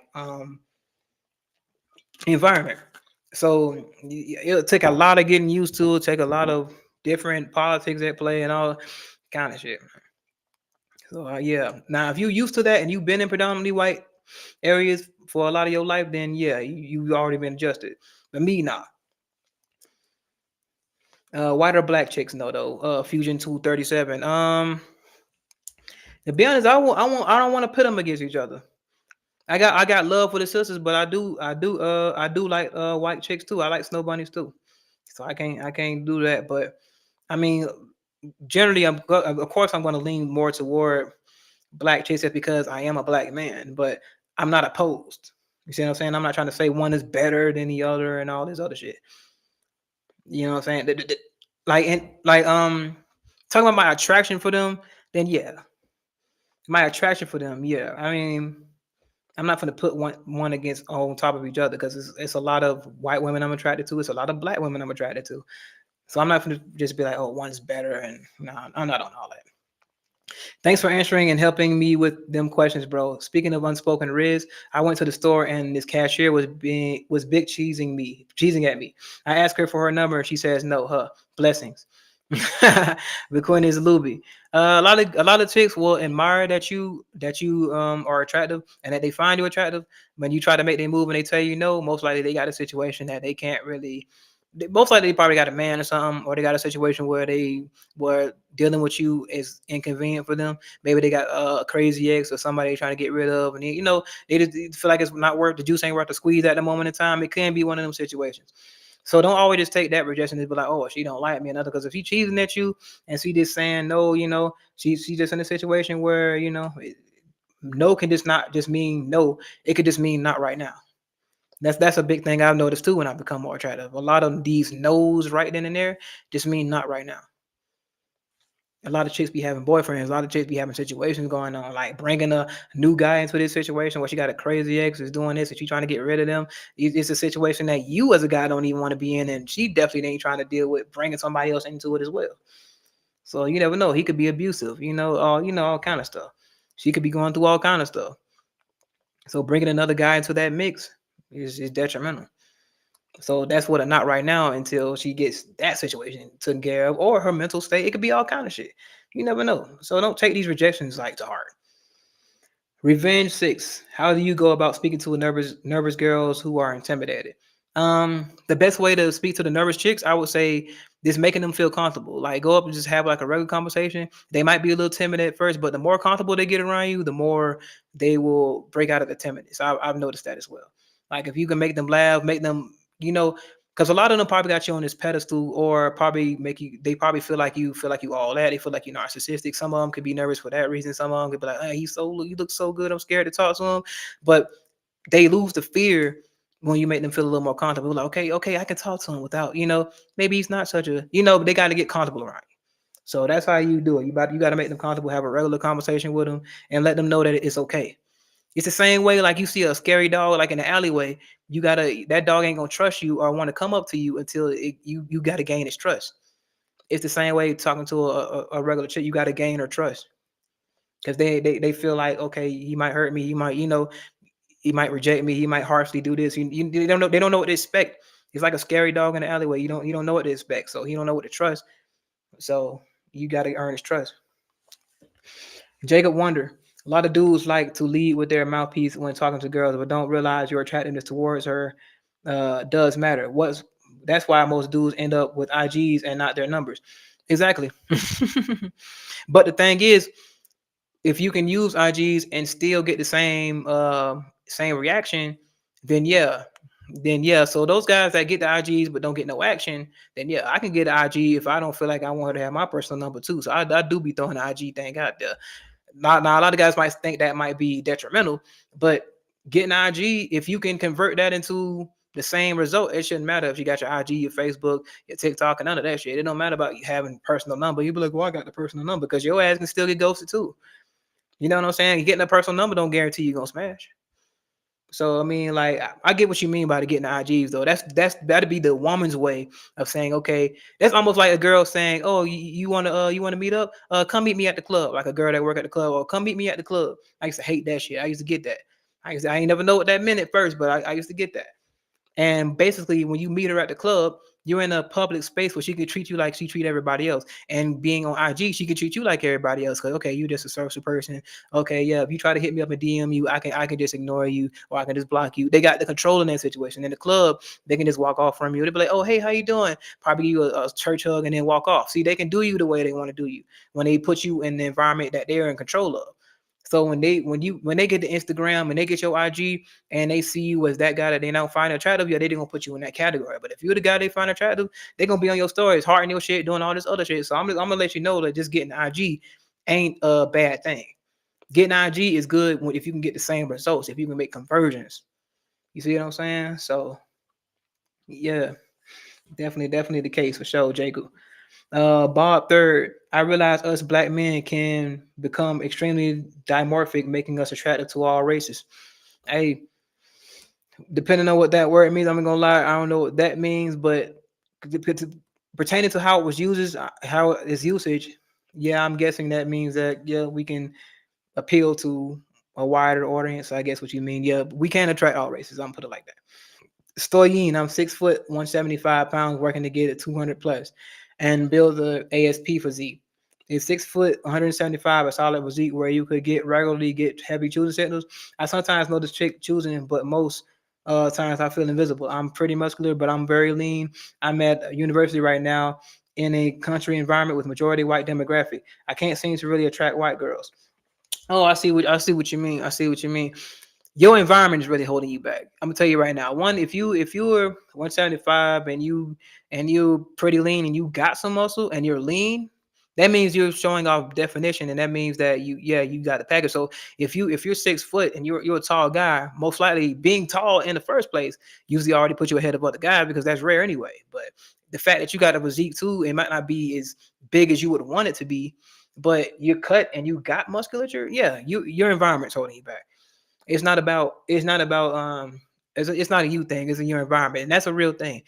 And if you're in a country environment at a university and mostly the Chad is seen as the guy that they most of the chicks want, and a lot of chicks don't see the black guy is the one they want, then yeah, you're gonna make you feel like white girls don't want you. But take your ass to Memphis, but take your ass to Florida, take your ass to Alabama, take your ass to Texas and all that. All that's gonna change. All that's gonna change, depending on the parts of these places, of course, where there's of course a heavy melanin presence, but melanated presence. But you go in these places, you're gonna figure out that these white girls are very receptive to a black man. Oh yeah, very, very, very aggressive with black men too. Yeah, a lot of white chicks like me. I didn't know that. I didn't know that, but I attract a lot of them for sure. The blonde hair, blue eyed girls, I thought I never could get. Yeah, them. So your environment's holding you back. I'm just gonna tell you that right now. D Music 100, 100, 100. Stoyim, environment and struggle to attract white girls show me interest at times, but most times when I get numbers and make plans, they flake or interactions just fizzle out. Yeah, they just don't find it attractive, girl. That's just it. That's just it. You just gotta. This is the situation. You just need to go where you're wanted, or just if you're there for a certain reason, just ride it out and don't expect much, and just whoever receptive, but you don't force nothing. None of that, just go to a different environment. Another university or something like that. One, you shouldn't even want an experience like that in college anyway. But if you're there for business and that's the only place that got your major, you're just gonna have to stick it out. Fusion 237, white or black chicks, no though. Oh yeah, I already answered that question. The things that make a man attractive take time to acquire. We create our value. Women are born with their value. We don't play by the same set of rules, which is true. And a lot of the women that are born with that value, when they end up getting they babies, having them babies and tearing them bodies apart, that they didn't earn, that they don't know how to maintain, and all that, and they don't really play no sports like that. Yeah, that's when they tear down. That's when they finally want to go back to other and start being good when they in their prime years. But the ones that's born like that, they can't maintain that body because they ain't work for it. They don't know the habits to keep that body. Because those chicks that was naturally thick and naturally tight, probably because they play sports here and there, but they ain't know how to really do it. Yeah, when they had that first baby, it's over. Or when they get out of high school and they start being as active and they let themselves go, you'll be like, damn, this chick gained a lot of weight. You know what I'm saying? She don't look at the same chick that you was like groveling at in high school. Elgin Johnson. I know here in Chicago, white women usually don't date black men, but when I see white women dating black men, it's usually with a darker skinned black guy. Well, hmm, that's I guess that's something that you probably see in your environment that you see in your environment. But I mean, I'm gonna tell you right now, it's never an overall thing. You see what I'm saying? It's never an overall thing. Um, is life as an note of the free? Is life as an attractive adult male good? Just curious because I want to be an adult so bad. Own my own apartment, get a small job, and date a few girls on the side. It is. It is good. It's what you make of it, and you just got to know how to navigate through all the BS and through all the hate, and learn how to react to it and respond to it. Once you get all that down, everything will be like smooth sailing because you know how to interact. Okay, they acting like this. Okay, you cut them off. It's gonna be a lot of cutoffs. It's gonna be a lot of goodbyes. It's gonna be a lot of people falling off. People gonna be coming in and then they're gonna be going out. You got to get used to that because when you become more attractive and you're in this attractive pinnacle, if your circle ain't on the same level as you, and if this guy that's lesser than you that's trying to hang around you, it ain't gonna work for long. That's something I noticed. I ain't gonna say lesser than you, like as in you were like a better person than them. But I'm just gonna say like this: if your habits are superior to them, shout out to base CBO. If you have superior habits, and they don't, and they have inferior habits, then you are going to be considered superior. They're going to look at you as superior to them. So in turn, it's going to cause turmoil. They're going to view you as a problem because you're outshining them. You see what I'm saying? So that's going to be the problem. But other than that, as long as you know how to navigate that and understand that, have an understanding of the situations and the experiences that you having it on the biggest things right there.